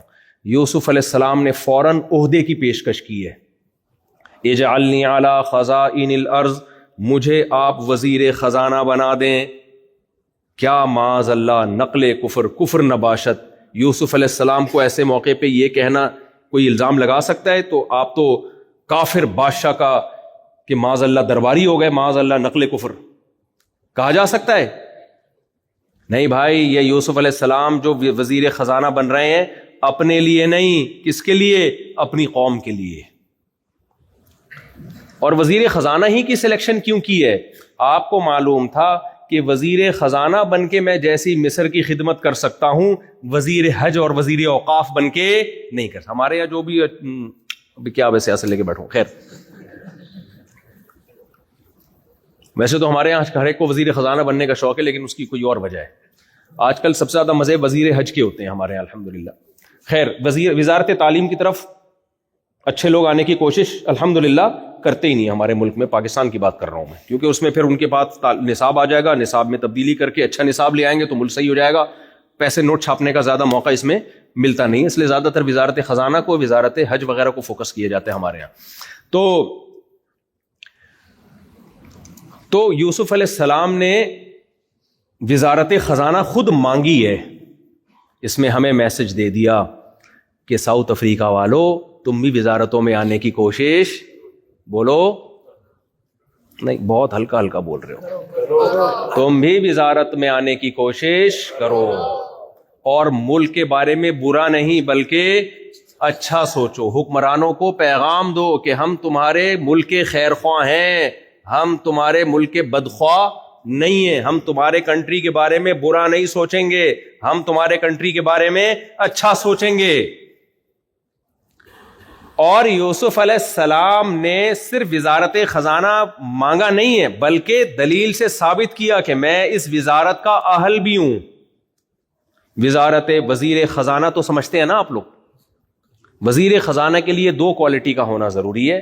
نمبر 1, ایماندار ہو, کیونکہ اگر آپ نے خزانے ایسے آدمی کو پکڑا دیے جو ایماندار نہیں ہے, ہمارے یہاں الحمدللہ ہر طرح کی مثالیں پاکستان میں, انڈیا میں بھی ہیں, ہول سیل کے حساب سے سب سے زیادہ وزیر خزانہ سے خزانہ کو بچانا پڑتا ہے.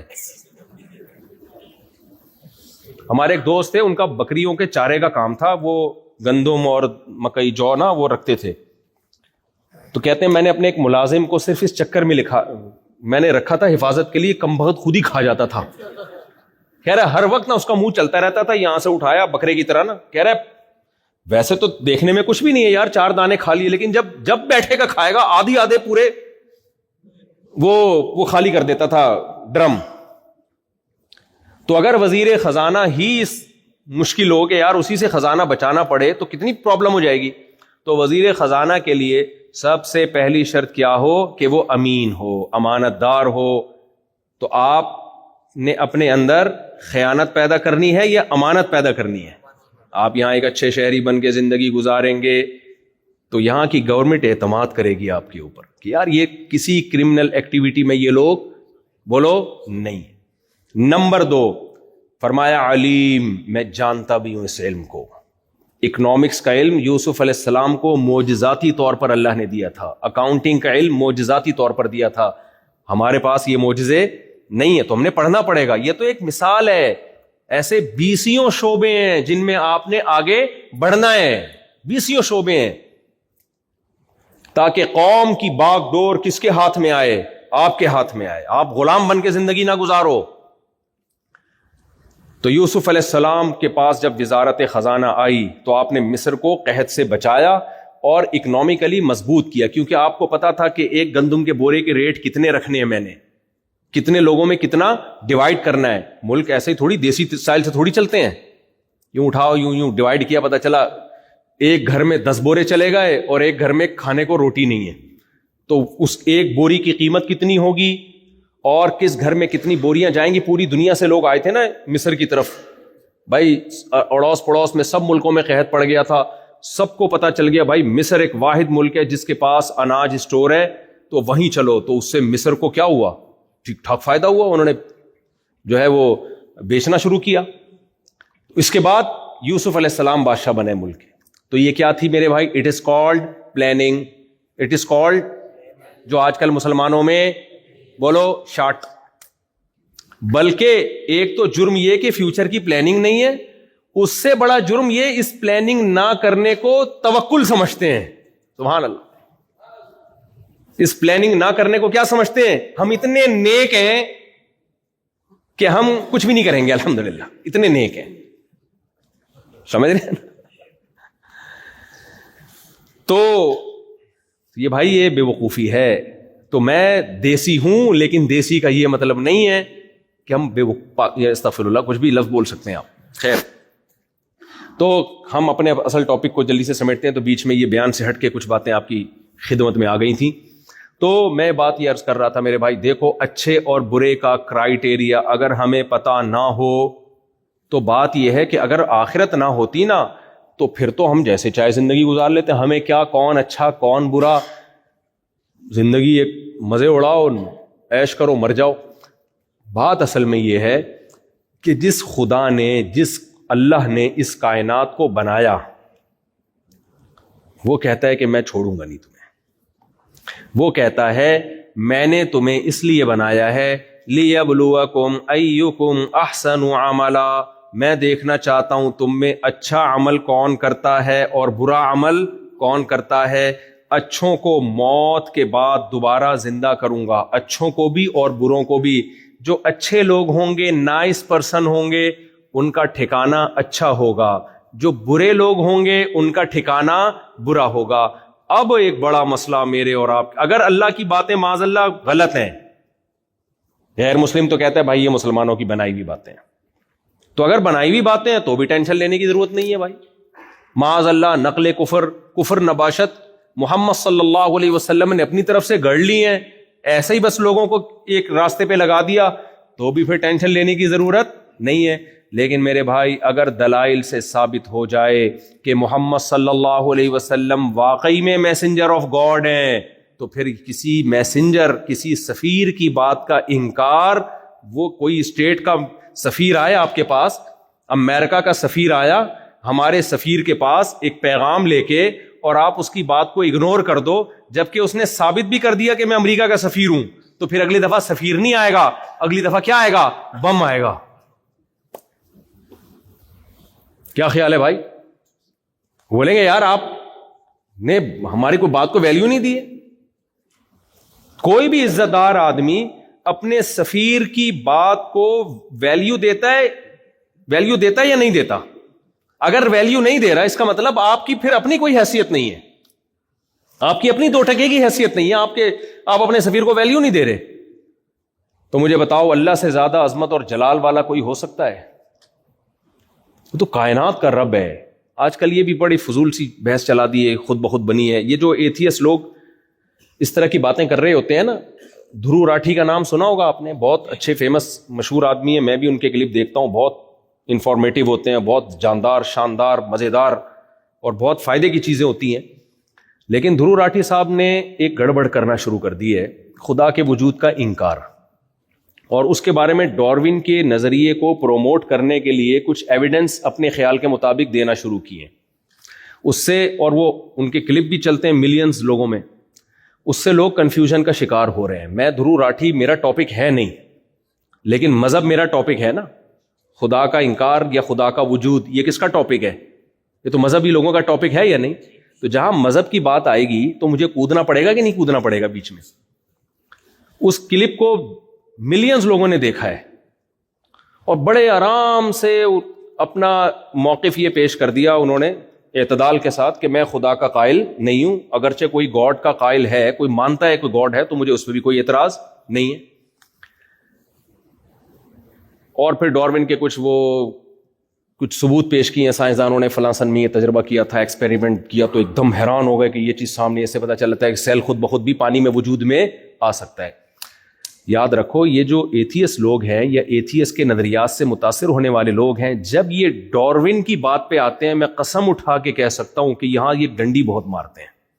یا تو ان کو پوری تحقیق نہیں ہوتی, یا تحقیق میں جان کر غلطی کر رہے ہوتے ہیں. کیونکہ انہوں نے یہ فرض کر لیا ہے کہ خدا کو اپنی ڈکشنری سے ہر قیمت پہ نکال کے ہی چھوڑنا ہے ہم نے. جب آپ ایک چیز فرض کر لیتے ہو نا تو پھر اس کے لیے گھماتے ہو آپ تانے بانے, بہت گھماتے ہو دائیں بائیں. شرابی نے جب فرض کر لیا کہ شراب اچھی چیز ہے تو وہ اس پہ بیسیوں دلائل لے گا, بیسیوں دلائل لے گا. چرسی نے جب مان لیا کہ چرس پینا اسٹریس کو ختم کرتا ہے اور اچھی چیز ہے تو وہ گھما پھرا کے چرس کے فضائل پر کتابیں لکھ دے گا. مسئلہ یہ ہے کہ اگر ہم خدا کو مان لینا تو اتنا کافی نہیں ہے, آگے بڑے بڑے سوالات کھڑے ہوتے ہیں. آپ اگر مانتے ہو نا کوئی کریٹر ہے تو پھنس جاتے ہو آپ. آزادی اس میں ہے, کریٹر کو اپنی ڈکشنری سے نکال دو, اور نکالنے کے لیے آپ کے پاس ڈارون کے علاوہ کوئی اور راستہ بولو ہے نہیں. تو اس لیے اس میں بہت کچھ غلط کہا جاتا ہے جس کو آپ تحقیق سمجھ رہے ہوتے ہو. قیصر راجہ صاحب کو اللہ جزائے خیر دے, میں نے بھی ان سے ریکویسٹ کی تھی. قیصر راجہ کا نام سنا ہے آپ لوگوں نے؟ پاکستان میں بہت اچھے اسکالر ہیں اور یوٹیوب پہ ان کی ایتھیزم کے خلاف بڑی زبردست محنت ہے. تو میں نے قیصر راجہ سے کہا تھا کہ آپ دھرو راٹھی کا جواب آپ ریکارڈ کروائیں. انہوں نے جو ریفرنسز دیے ہیں وہ کتابوں, اصل کتابوں میں جا کے آپ دیکھیں. ریکویسٹ کی تھی میں نے, اور بھی لوگوں نے ریکویسٹ کی, تو انہوں نے اس کا ایک بڑا شاندار جواب ریکارڈ کروایا ہے اور بتایا کہ وہ ریفرنسز ٹھیک نہیں ہے. اور اس میں اگر آپ پورا پیج پڑھیں گے تو بات کچھ اور ہے. تو وہ آپ, یہ جو میرا بیان یوٹیوب پہ جائے گا تو اسی کے نیچے میں قیصر راجہ صاحب کا لنک جو ہے ڈسکرپشن میں انشاءاللہ میں اپنے ایڈمن سے کہوں گا کہ لگا دیں, تو وہ ضرور اس کو زیادہ سے زیادہ شیئر کریں آپ. بھائی یہ ہو نہیں سکتا کہ خدا نہ ہو, یہ کوئی ایسی چیز نہیں ہے کہ آپ کہیں کہ اس میں دو رائے ہو سکتی ہیں, گاڈ ہے یہ نہیں. مجھے ایک بات بتاؤ, چینجر کے بغیر چینجنگ ممکن ہے اس کائنات میں؟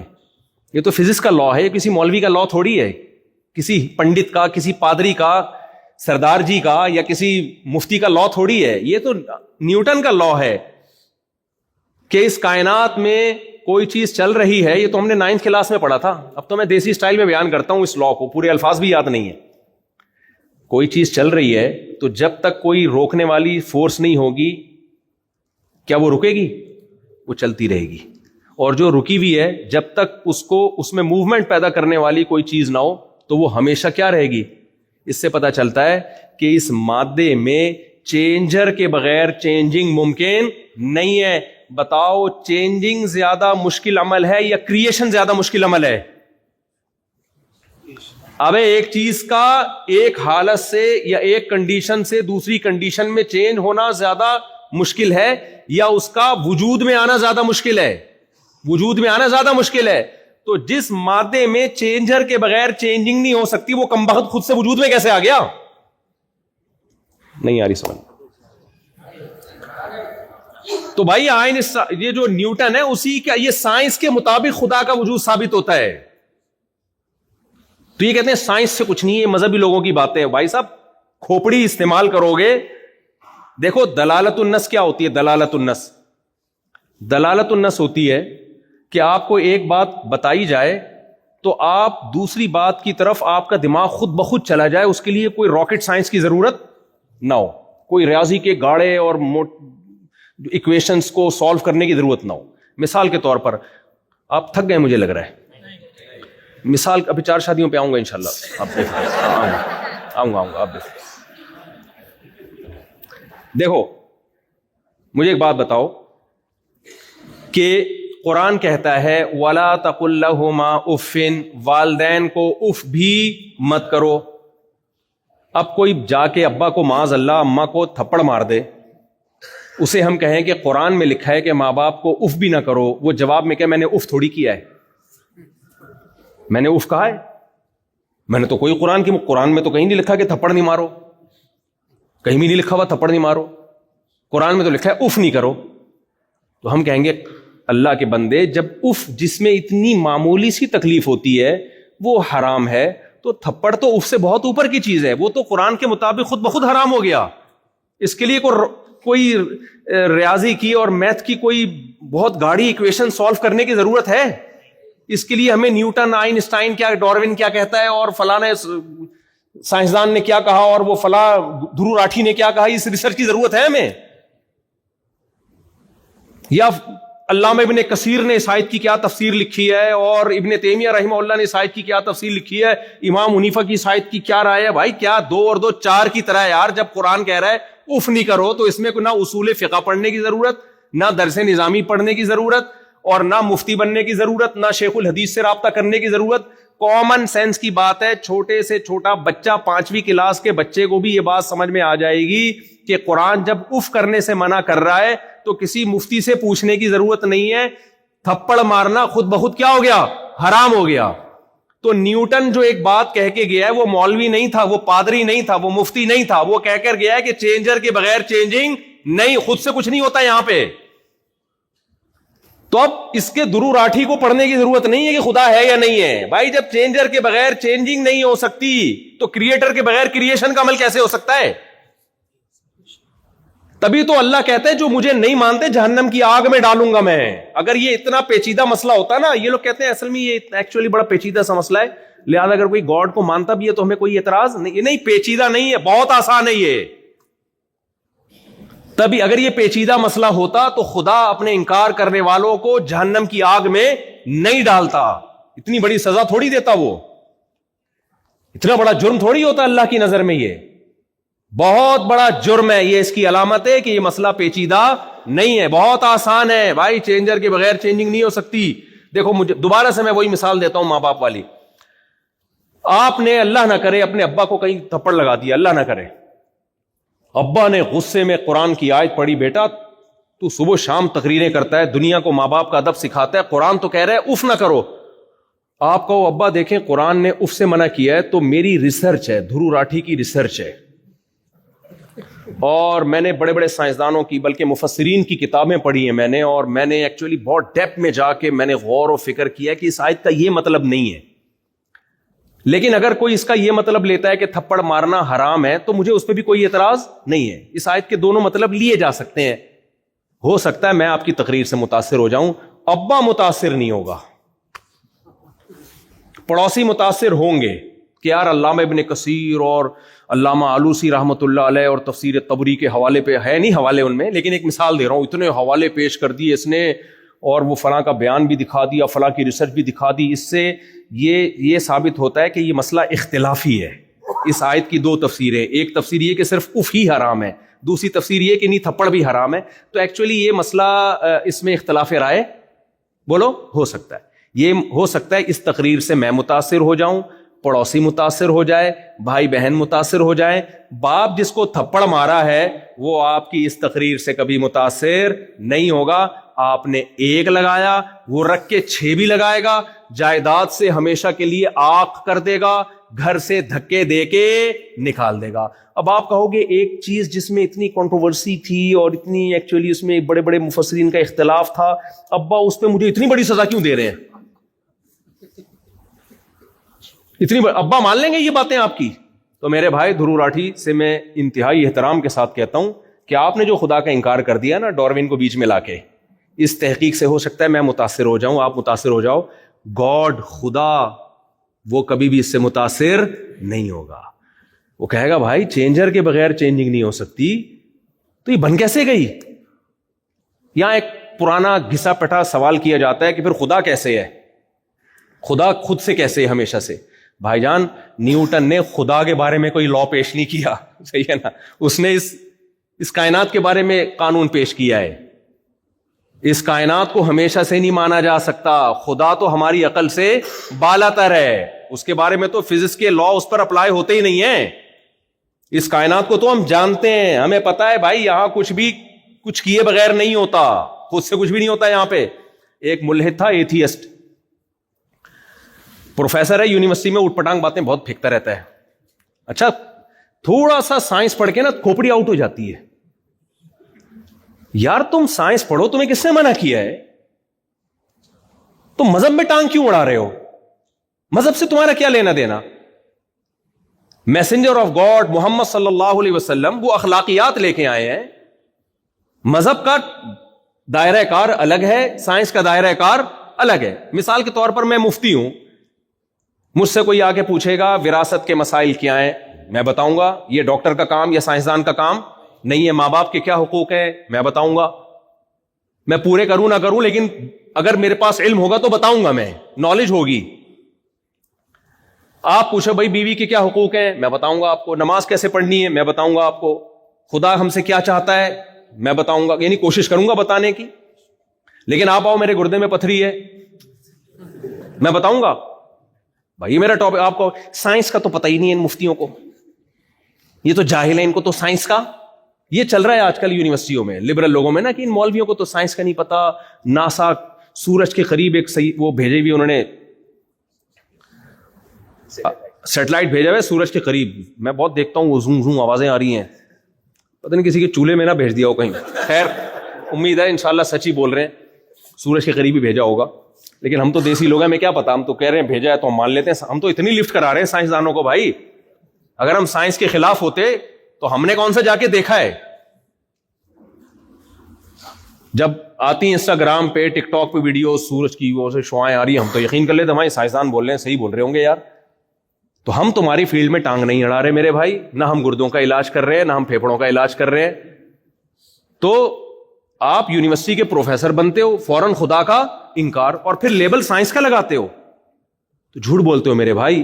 سائنس خدا کے وجود کو ثابت کرتی ہے، خدا کے وجود کا انکار نہیں کر سکتی. اگر سائنس خدا کے وجود کا انکار کرتی تو قرآن بار بار کائنات میں غور کرنے کا حکم کیوں دیتا؟ قرآن تو کہتا ہے غور ہی نہیں کرنا، بس بند کمرے میں بیٹھنا ہے اور کہیں بھی غور و فکر تو کرنا ہی نہیں ہے. قرآن کیا کہتا ہے سورہ یاسین میں؟ کل فی فلک یسبحون لا الشمس ينبغي لها ان تدرك القمر ولا الليل سابق النهار. کیسی خاندانی کیلکولیشن ہے، سورج اور چاند کی گردشوں کی کیلکولیشن دیکھو، کبھی ٹکراتے نہیں ہیں آپس میں. کیسی زبردست کیلکولیشن ہے یہ. ذالک تقدیر العزیز العلیم، تقدیر کیلکولیشن کو بولتے ہیں. اللہ کہتے ہیں یہ جو کائنات میں تمہیں ہر چیز اپنے دائرے میں گھومتی ہوئی نظر آ رہی ہے، یہ اتفاقی حادثہ نہیں ہے. حسن اتفاق سے ایسے اچھے اتفاقات نہیں ہوتے. اتفاق سے تو اوٹ پٹانگ کام ہوتے ہیں. اتفاق سے تو جس بندے سے آپ نے قرضہ لیا ہوا ہوتا ہے وہ مل جاتا ہے آپ کو. قبح اتفاق بہت ہوتا ہے، حسن اتفاق بہت کم ہوتے ہیں میرے بھائی.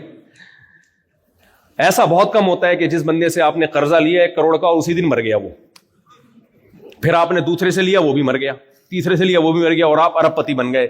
میں نے نہیں ایسے اتفاق دیکھے گئے. ایسے بہت دیکھیں. آپ دوسرے ملک میں گئے کم وقت، اسی کے گھر کے پڑوس میں آپ نے گھر لے لیا. خیر یہ تو ایک مزاح کی بات ہے. تو چینجر کے بغیر، ہاں میں ایک پروفیسر کی مثال دے رہا تھا، بیان لمبا تو نہیں ہو گیا بہت زیادہ؟ اچھا پروفیسر کی مثال دے رہا تھا میں. تو یونیورسٹی کے پروفیسر تھے، انہوں نے بولا اب بچوں کو اس طرح سے الو بنا رہے ہیں آج کل. ہمارے اسلام آباد یونیورسٹی میں ایک پروفیسر بہت ہی الو بنا رہا ہے لوگوں کو. سائنس سائنس سائنس پڑھ کے نا دماغ کیا ہو گئی ہے، دماغ کیا ہو گیا ہے، کھوپڑی خراب ہو گئی ہے. تکبر، 2-4 باتیں آپ کے پاس علم کی آ گئیں، آپ نے خدا کا مذاق اڑانا شروع کر دیا کہ ہم جی دعا مانگتے ہیں تو اس سے جو چیز نیچے آتی ہے اوپر نہیں جا سکتی. گریوٹی سائنس کا ایک لا ہے، دعاؤں سے کچھ بھی نہیں ہوتا. تو قرآن نے یا مذہب نے کب کہا ہے کہ دعا مانگو کہ اوپر سے کوئی چیز نیچے آ رہی ہے تو دعا مانگو کہ اوپر چلی جائے؟ فطرت کے قوانین کو توڑنے کی تو اللہ نے ہمیں اجازت دی نہیں ہے، اور نہ اس کے خلاف دعا کرنے کی اجازت دی ہے. لن تجد لسنت اللہ تبدیلا. تو اللہ کی یہ جو فطری قوانین ہیں یہ تھوڑی تبدیل ہوتے ہیں. تو خیر، تو ایک پروفیسر صاحب نے کہا کہ بچوں کو سمجھا رہے تھے، وہ شکر ہے وہ بچہ مجھ سے آ کے پوچھ لیا. اس نے بچہ بھی نہیں تھا، بڑا اچھا بڑا یونیورسٹی میں. وہ کہہ رہے تھے دیکھو بیٹا ادھر آؤ، ہم گاڑی کے ایکسلریٹر پہ جب پاؤں رکھتے ہیں تو وہ رکتی ہے یا چلتی ہے؟ اس نے کہا سر چلتی ہے. اس نے کہا جب بریک پہ پاؤں رکھتے ہیں تو چلتی ہے کہ رکتی ہے؟ انہوں نے کہا رک جاتی ہے. تو کہتے خدا کہاں ہے پھر؟ یہاں تو ہر چیز ایک لاجک سے ہو رہی ہے. ایکسلریٹر پہ پاؤں رکھو گے چلے گی، بریک پہ رکھو گے رکے گی. خدا کو تو میں جب مانوں کہ جب ایکسلریٹر پہ پاؤں رکھو تو رکے اور بریک پہ پاؤں رکھو تو چلے، میں مانوں کہ کوئی خدا ہے. اس سے بچے کیا ہو جاتے ہیں؟ تبھی میں کہتا ہوں یونیورسٹیاں بناؤ، آپ خود بناؤ، کالج بناؤ، اسکول بناؤ، تاکہ سائنس پڑھیں، خدا سے بغاوت نہ آئے. یہی سائنسی تھیوری جب کوئی اللہ پہ یقین کرنے والا، یہ صحیح عقل استعمال کرنے والا بیان کرے گا نا، تو یہ اس مثال سے اللہ کا وجود ثابت ہوتا ہے، اللہ کا انکار ثابت نہیں ہوتا. تو وہ بیچارہ بوکھلا گیا وہ لڑکا نا. میرے پاس آیا، کہہ رہے ہیں پروفیسر صاحب نے کہا ہے کہ ایکسیلیٹر پہ پاؤں رکھو تو چلے گی، بریک پہ پاؤں رکھو تو. یہ اسٹائل میرا ہے، اسٹائل اس کا نہیں تھا. اسٹائل تو اس نے تو سادہ، پھر میرا اپنے اسٹائل سے نا تھوڑا سا اس میں تڑکا لگاتا ہوں.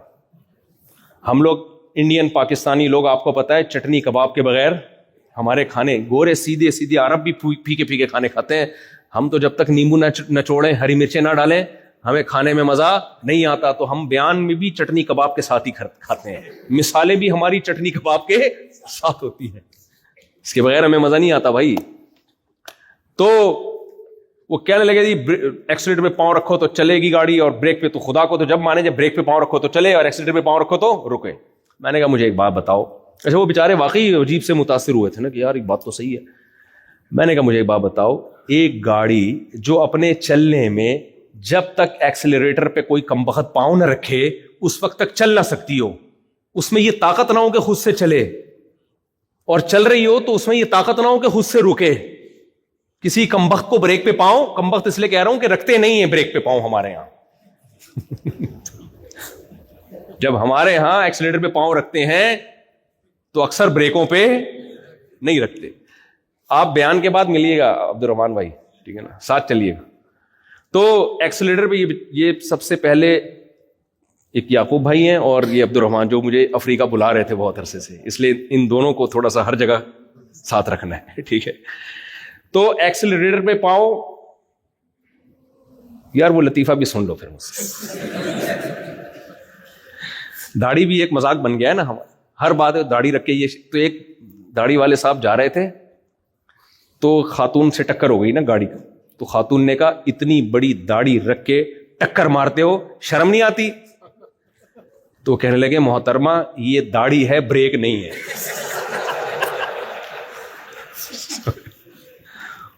یہ داڑھی ہے، بریک نہیں ہے. تو خیر، تو میں نے ان سے کہا میرے بھائی جو گاڑی چلنے میں اس کی محتاج ہو کہ ایکسیلریٹر پہ کوئی پاؤں رکھ کے چلائے گا تو چلے گی، ورنہ قیامت تک کھڑی رہے گی. اربوں خربوں سال گزر جائیں گے کھڑی رہے گی وہ گاڑی، زنگ لگ کے خود ہی فنا ہو جائے گی، وہ چلے گی نہیں. کراچی میں سست لڑکے ہیں نا، صبح اٹھتے نہیں ہیں، ان پہ بھی نیوٹن کا لا آپ اپلائی کر سکتے ہیں. جب تک ہلا نہیں نا ان کو ان کا باپ، خود سے نہیں ہلتے. وہ نیوٹن کا قانون بہت جگہ فٹ ہوتا ہے، جب تک ہلاؤ گے نہیں ہلیں گے نہیں. وہ ایسے سست لوگ ہم نے دیکھے ہیں. خیر، تو بریک جب تک نہیں لگاؤ گے وہ گاڑی رکے گی نہیں. میں نے کہا میرے بھائی جو گاڑی چلنے میں چلانے والے کی محتاج، رکنے میں روکنے والے کی محتاج، وہ گاڑی خود بخود بن سکتی ہے؟ بولو. تو اس کو کسی انسان نے بنایا، اور جس انسان نے اس گاڑی کو بنایا وہ اس گاڑی سے زیادہ پیچیدہ مشین ہے یا نہیں ہے اس کی؟ تو وہ خود بخود بن گیا. پھینکنے پر گورنمنٹ کی طرف سے کوئی پابندی نہیں، پھینکتے رہو. تو یہ نہیں ہو سکتا. ایک بے جان تصویر، بے جان، خربوں سال میں خود وجود میں نہیں آ سکتی. اور اگر اس تصویر میں جو آنکھ ہے وہ دیکھنے کی صلاحیت بھی رکھتی ہو، اس تصویر میں جو ناک ہے وہ سونگنے کی صلاحیت رکھتی ہو، اس تصویر میں جو کان ہے وہ سننے کی صلاحیت رکھتا ہو، خدا کی قسم خربوں سال میں بھی وہ آٹومیٹیکلی وجود میں ارتقاء اور ایوالو ہو کے وجود میں نہیں آ سکتا. تو اس لیے میں نے جو مثال شروع کی تھی، ابا کو اگر کہو گے نا ابا قرآن میں تو یہ ہے کہ اف مت کرو، تھپڑ کا تو نہیں ہے، اور تقریریں جھاڑ دو، تو سب کی سمجھ میں آ جائے گا، ابا کی سمجھ میں نہیں آئے گا. ابا نہیں مانے گا آپ کے اس فلسفے کو. اس لیے میرے بھائی آپ ڈاروین کو بیچ میں لا کے کہ ہم بندر سے آٹومیٹیکلی بن گئے اور پہلے ایک سیل وجود میں آیا، تو سارے سائنسدان بھی متاثر ہو سکتے ہیں، ساری دنیا بھی متاثر ہو سکتی ہے. لیکن اس بیس پہ اگر آپ اللہ کا انکار کرو گے تو اللہ آپ کے جرم کو معاف نہیں کرے گا. اللہ کہے گا میں نہیں چھوڑوں گا. اور کیسے بھائی تو کمبخت، جب تو پیدا ہوا تھا پیدا ہوتے ہی ماں کی چھاتیوں میں دودھ جاری کر دیا میں نے، یہ بھی ایوالو ہوا ہے. ایسا حسن اتفاق، یہ لا آف چانس کے تحت کہتے ہیں نا، ہو رہا ہے سب کچھ law of chance, by chance ہو گیا. یار اتنا زبردست چانس ہو گیا. ماں روٹی کھاتی ہے، بچے کی آنکھ بنتی ہے، بچے کی ناک بنتی ہے، بچے کے کان بنتے ہیں. ادھر بچہ مارکیٹ میں آیا اور ادھر اسی روٹی سے دودھ بننا شروع، اور ماں کی چھاتیوں میں جا رہا ہے. بچے کو کچھ نہیں پتا، اس گھننے کو یہ پتا ہے دودھ کہاں سے ملے گا. گھنا سمجھتے ہو یار؟ اردو میں تو گھنا تو مشہور انڈیا کا لفظ ہے. گھنا اسے کہتے ہیں جو دیکھنے میں بیوقوف لگے وہ بہت ہوشیار. کچھ لوگ سوسائٹی میں ایسے ہوتے ہیں دیکھنے میں لگتا ہے بہت سادہ ہیں لیکن 1.5 ہوشیار ہوتے ہیں. وہ انہیں کہا جاتا ہے بھائی بیوقوف نہیں ہے, گھنا ہے. صحیح ہے نا؟ تو بچہ جب پیدا ہوتا ہے نا, کتنا بیوقوف نہیں ہوتا, گھنا ہوتا ہے, اسے کچھ نہیں پتا. جب چاہے گا پیشاب کر دے گا, جب چاہے گا پیمپر گندا کر دے گا, کیونکہ ٹینشن کس نے اٹھانی ہے؟ ماں باپ نے. لیکن اس گھننے کو یہ پتا ہے بھوک لگے گی تو دودھ کہاں سے ملے گا. سمجھ رہے ہو کہ نہیں سمجھ رہے؟ وہ گھننا جاتا ہے ماں کی چھاتیوں کی طرف پیدا ہوتے ہی. یہ سافٹ ویئر کیسے انسٹال ہو گئے آٹومیٹیکلی میرے بھائی؟ تو کوئی ہے بنانے والا, اور وہ بنانے والا ہم سے کیا چاہتا ہے. تو یہ بات دھرو راٹھی پہ شروع ہوئی تھی, تو مقصد دھرو راٹھی صاحب کا مذاق اڑانا نہیں ہے. مجھے بھی بہت کچھ سیکھنے کا موقع ملتا ہے. جب سائنسی نالج ہمیں چاہیے ہوتی ہے تو ظاہر ہے ہم بھی پھر یہی یوٹیوب کے یہ والے کلپ دیکھ رہے ہوتے ہیں. لیکن خدا کا انکار سائنس سے خدا کا وجود ثابت ہوتا ہے اگر کھوپڑی کو صحیح استعمال کیا جائے. اچھا, یہ لوگ ایک بات اکثر کہہ رہے ہوتے ہیں کہ دیکھیں سائنس تو پروف پہ جاتی ہے, جب تک مشاہدے سے کوئی چیز نظر نہیں آتی سائنس نہیں مانتی. یہ بھی ڈرامے بازی ہے. دیکھو ہمیں سائنسدانوں نے دیکھ کے بتایا کہ ہائیڈروجن کے 2 مالیکیول اور آکسیجن کا ایک مل کے کیا بنتا ہے؟ پانی. مشاہدہ کس نے کیا؟ میں نے کیا کہ یہ مشاہدہ ہے؟ سائنسدانوں نے کیا. ہم نے بغیر مشاہدے کے یقین کر لیا. میں تو مانتا ہوں, قسم اٹھا کے بول سکتا ہوں کہ ہائیڈروجن کے 2 اور آکسیجن کا 1 مالیکیول سے پانی بنتا ہے. حالانکہ میں نے تو یہ ایکسپیریمنٹ نہیں کیا, نہ میں نے دیکھا. لیکن جنہوں نے دیکھا ہے مجھے ان کی صداقت پہ یقین ہے. دوسرے دلائل سے ان کا سچا ہونا ثابت ہے کہ یار اتنے سارے سائنسدان اتنے بڑے پھینکو تھوڑی ہو سکتے ہیں. بھائی امریکہ کا سائنٹسٹ بھی یہی کہہ رہا ہے, جاپان کا سائنسدان بھی یہ کہہ رہا ہے, تو اس کا مطلب سچ ہوگا یہ. تو میرے پاس جو یقینی علم آیا یہ مشاہدے کی بیس پہ نہیں بلکہ مخبر صادق جس کو میں نے سچا سمجھا اس کی خبر پہ اعتماد کیا ہے. تو ہر شخص ہر چیز کا مشاہدہ نہیں کرتا. کچھ لوگ مشاہدہ کرتے ہیں, دلائل سے ان کا اگر سچا ہونا ثابت ہو جائے تو ہمیں ان کے مشاہدے پر یقین کرنا پڑتا ہے. میں نے جنت اور جہنم نہیں دیکھی, نہ ہم نے وحی کو اترتے ہوئے دیکھا. ہم نے محمد صلی اللہ علیہ وسلم کو کی تعلیمات دیکھی جس سے ہمیں یقین ہوا کہ محمد صلی اللہ علیہ وسلم دنیا میں آئے بھی ہے, اتنے لوگ ان کو فالو کر رہے ہیں. پھر ہم نے ان کی تعلیمات دیکھی, رمضان دیکھا, زکوٰۃ دیکھی ہم نے, اور حج دیکھا ہم نے, خاندانی نظام دیکھا, وراثت کے حکام دیکھے, نکاح طلاق کے حکام دیکھے, ایک فیملی سسٹم دیکھا, زنا کو اللیگل قرار دیا, شراب کو اللیگل قرار دیا, طہارت کے حکام. آپ اسلام کی تعلیمات میں ڈیپتھ میں گھستے چلے جائیں تو محمد صلی اللہ علیہ وسلم کی صداقت پہ یقین در یقین در یقین ہوتا چلا جائے گا. اور اللہ نے محمد صلی اللہ علیہ وسلم کے مقابلے کا کوئی چھوڑا ہی نہیں جس کو ہم نبی کے مقابلے میں لا کے کھڑا کریں کہ بھائی یہ میسنجر تھے یا یہ میسنجر تھے. نبی صلی اللہ علیہ وسلم کے مقابلے میں اللہ نے کسی کو پنپنے ہی نہیں دیا. تو ہمارے پاس تو خدا تک پہنچنے کے لیے محمد صلی اللہ علیہ وسلم کے سوا کوئی آپشن ہے ہی نہیں. تم محمد صلی اللہ علیہ وسلم کا جھوٹا ہونا ثابت کر دو معاذ اللہ, تو ہم آپ کو چھوڑ دیں گے, اور یہ ثابت ہو نہیں سکتا. ہم دلائل کے انبار لگا دیں گے آپ صلی اللہ علیہ وسلم کے سچا ہونے کے ثابت ہونے پر. ہمارے پاس تو دلائل ہیں میرے بھائی. 1400 سال پہلے کی تعلیمات, ایک نبی جو امی پیغمبر تھے ان کی تعلیمات دیکھو. 1400 سال کے بعد بھی ایک زندہ مذہب ہے اسلام. بھائی 1400 سال پہلے اتنی پاورفل موٹیویشن کہاں سے آ گئی کہ کروڑوں لوگ رمضان کا چاند نظر آتے ہی کھانا پینا چھوڑ دیتے ہیں. یہ موٹیویشن, یہ تو ابھی یہ میرا ٹاپک نہیں ہے اسلام کی حقانیت اور نبی کی حقانیت کیسے ثابت ہوتی ہے, ورنہ اس پہ تو کئی گھنٹے بولا جا سکتا ہے. تو جب محمد صلی اللہ علیہ وسلم کا سچا ہونا ثابت ہو جائے تو پھر میرے لیے جنت کا مشاہدہ ضروری بولو نہیں ہے, جہنم کا مشاہدہ ضروری نہیں ہے. نہ میں نے بھائی ہائیڈروجن کے 2 مالیکیول دیکھے کہ پانی میں ہوتے ہیں, نہ ہم نے آکسیجن دیکھی. ہم نے کہا سائنسدان بول رہے ہیں, صحیح بول رہے ہوں گے بھائی صاحب, مان لیا ہم نے. اور ایسا مانا ہے کہ اب کوئی سائنٹسٹ اٹھ کے بولے کہ یہ تحقیق غلط ہے تو ہم اس سائنسدان کو بول دیں گے تو چھوڑ رہا ہے لمبی, تو غلط ہے, یہ نظریہ غلط نہیں ہو سکتا. تو ایسے ہی میرے بھائی ہر ایک کا مشاہدہ نہیں ہوتا. خیر بات کو میں سمیٹ کے ختم کرتا ہوں. تو قرآن نے ہمیں یہ بتایا ہے, اللہ کی کتاب نے ہمیں یہ بتایا ہے کہ موت کے بعد اس عمل کو ریورس کر کے تمہیں دوبارہ زندہ کروں گا.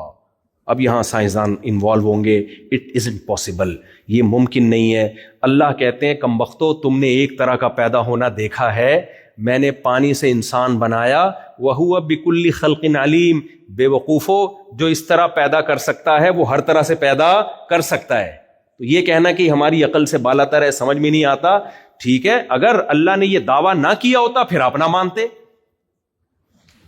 پھر آپ کہتے بھائی ایک چیز ممکن ہے لیکن ہر ممکن چیز ہوگی, یہ ضروری, آپ کی 4 شادیاں ممکن ہیں یا نہیں ہیں, لیکن ہو جائیں گی کیا؟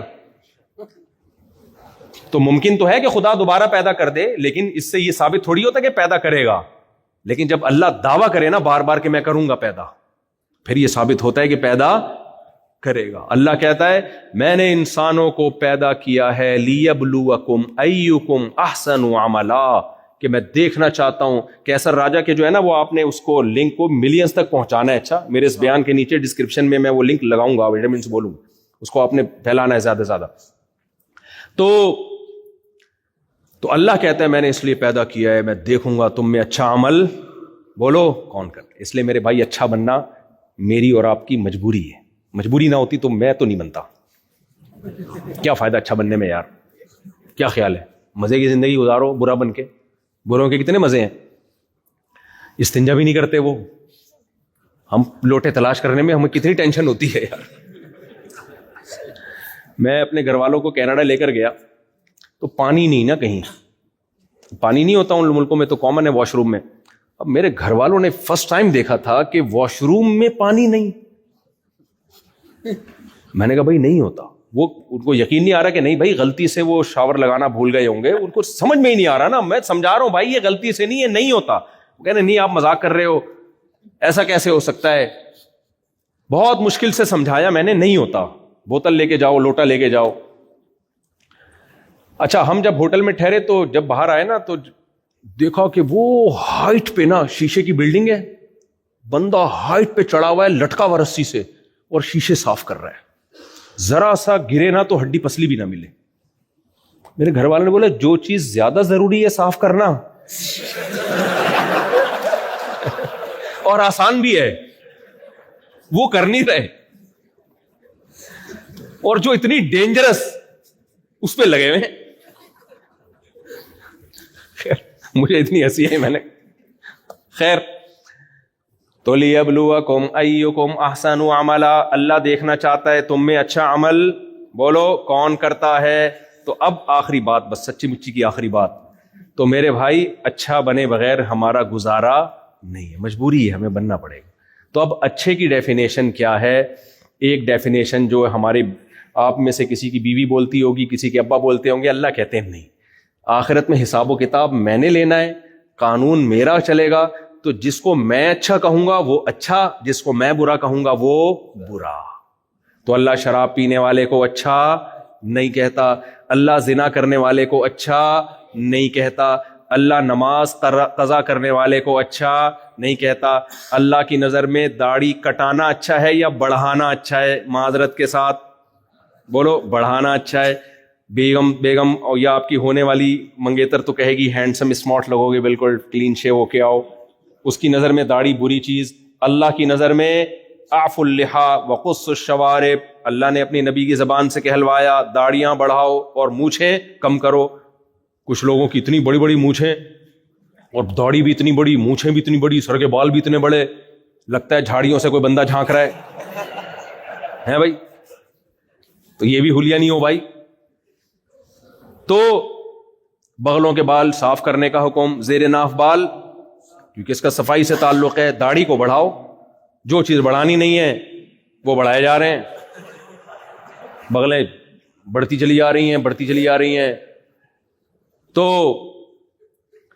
اور اللہ نے, اللہ کی نظر میں زنا کرنے والا برا, نکاح کرنے والا بولو اچھا. ہماری سوسائٹی میں بیوہ عورتیں, طلاق یافتہ عورتوں کی زندگیاں برباد. مجھے یہاں کے حالات معلوم نہیں, لیکن ادھر کراچی پنجاب میں تو بیڑا غرق.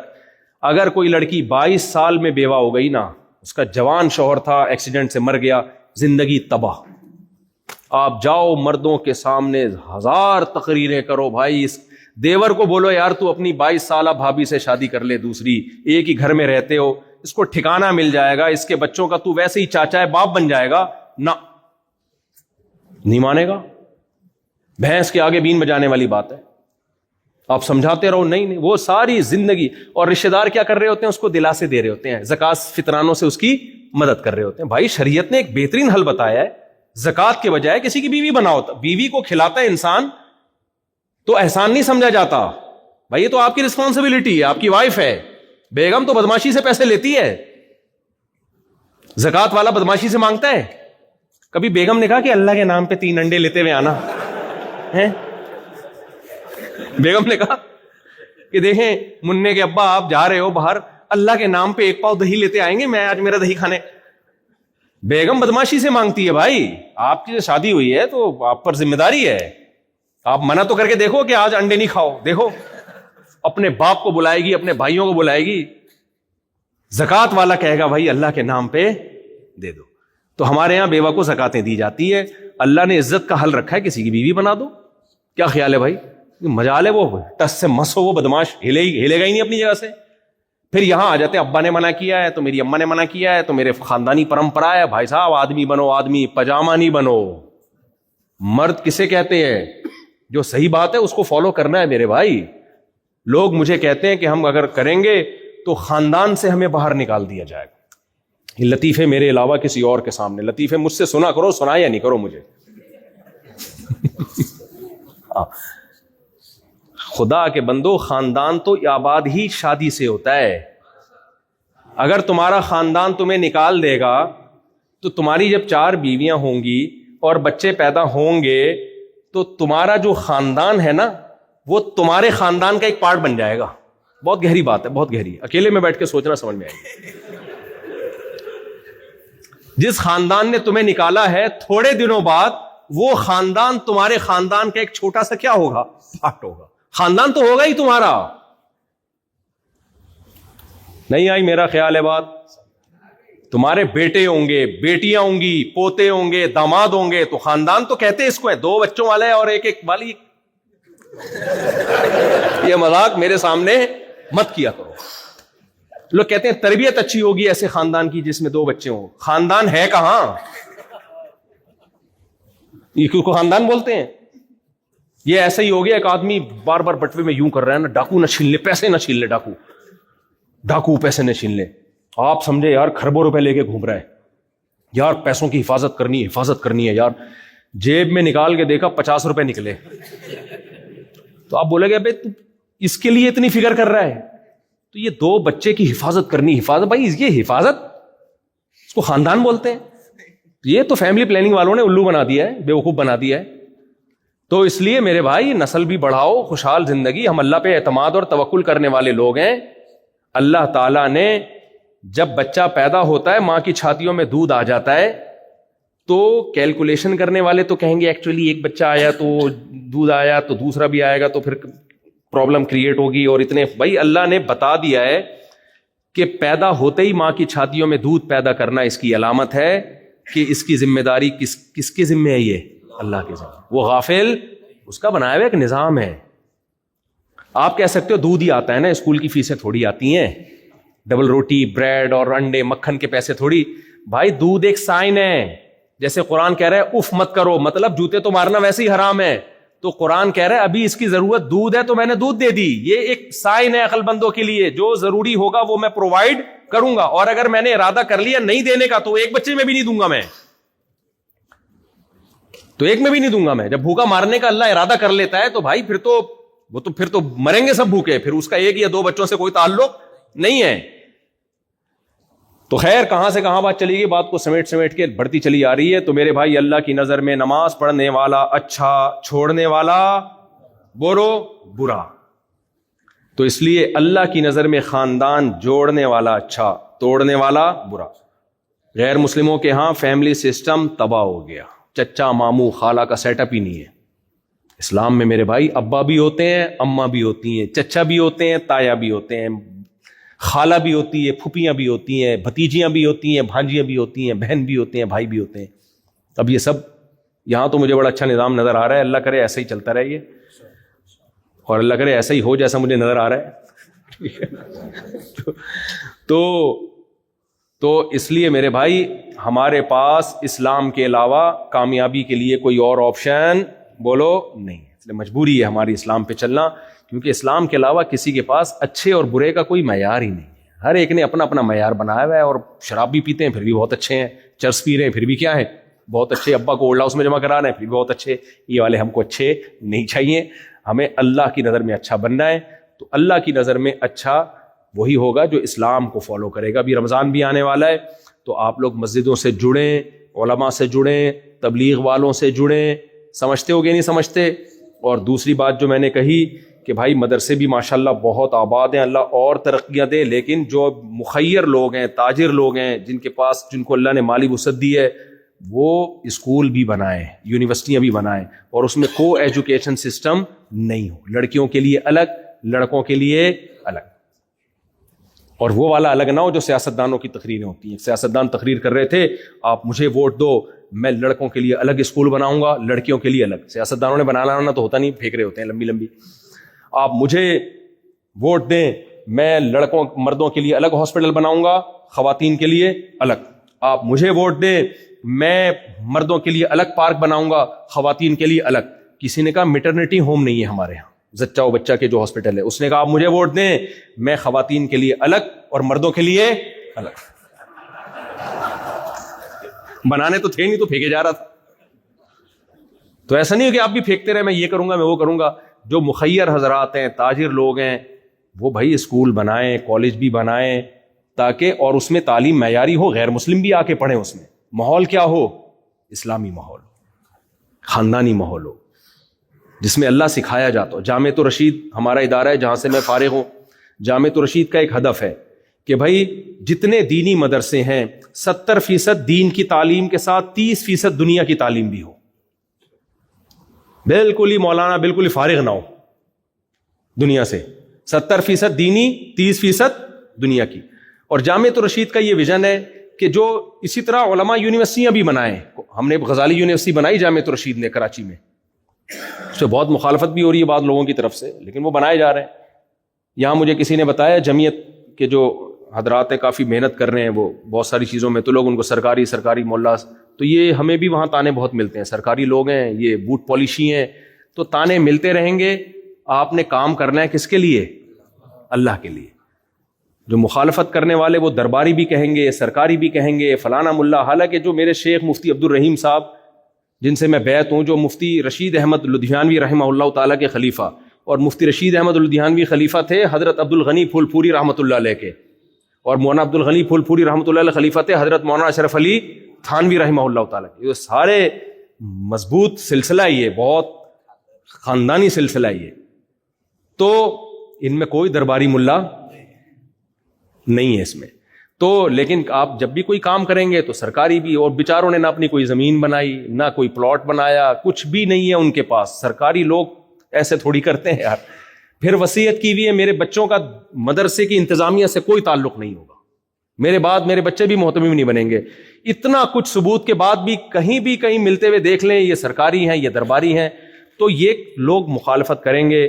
لیکن آپ نے علماء کے ساتھ مل کے اسکول بھی بنانے ہیں, معیاری تعلیم و غیر مسلم بھی اپنے بچوں کو بھیجیں کہ یار انسان کا بچہ بنانا ہے تو یہاں بھیجو. تو اس میں جلدی سے بات سمیٹوں, مدرسے میں 70% دینی تعلیم, 30% دنیا کی, اور جو یونیورسٹیاں بنے, کالج بنے, اس میں 70% دنیا کی تعلیم کے ساتھ 30% دین کی تعلیم بھی ہو. سمجھتے ہو گیا نہیں سمجھتے؟ تو یہ پلاننگ کرنی ہے, سمجھ رہے ہو؟ اللہ تعالیٰ ہم, اور میرا جو بیان انٹرنیٹ پہ بھی جائے گا تو امریکہ میں, کینیڈا میں بھی جو لوگ بیان سن رہے ہیں, جاپان میں بھی, وہ بھی یہ پالیسی اختیار کریں. بھائی ہم نے دنیا سے کٹنا تھوڑی ہے, اپنے بچوں کو ہم نے ان اداروں میں بھی بھیجنا ہے. اللہ تعالیٰ ہمیں سمجھنے کی, عمل کی توفیق عطا فرمائے. الحمدللہ رب العالمین والعاقبۃ للمتقین والصلاۃ والسلام علی رسول الکریم وعلی آلہ وصحبہ اجمعین.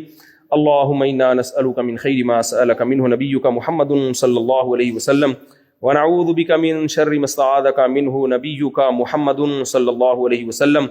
انت المستعان وعليك البلاغ ولا حول ولا قوة الا بالله. صلى الله تعالى على خير خلقه محمد وعلى آله وصحبه اجمعين.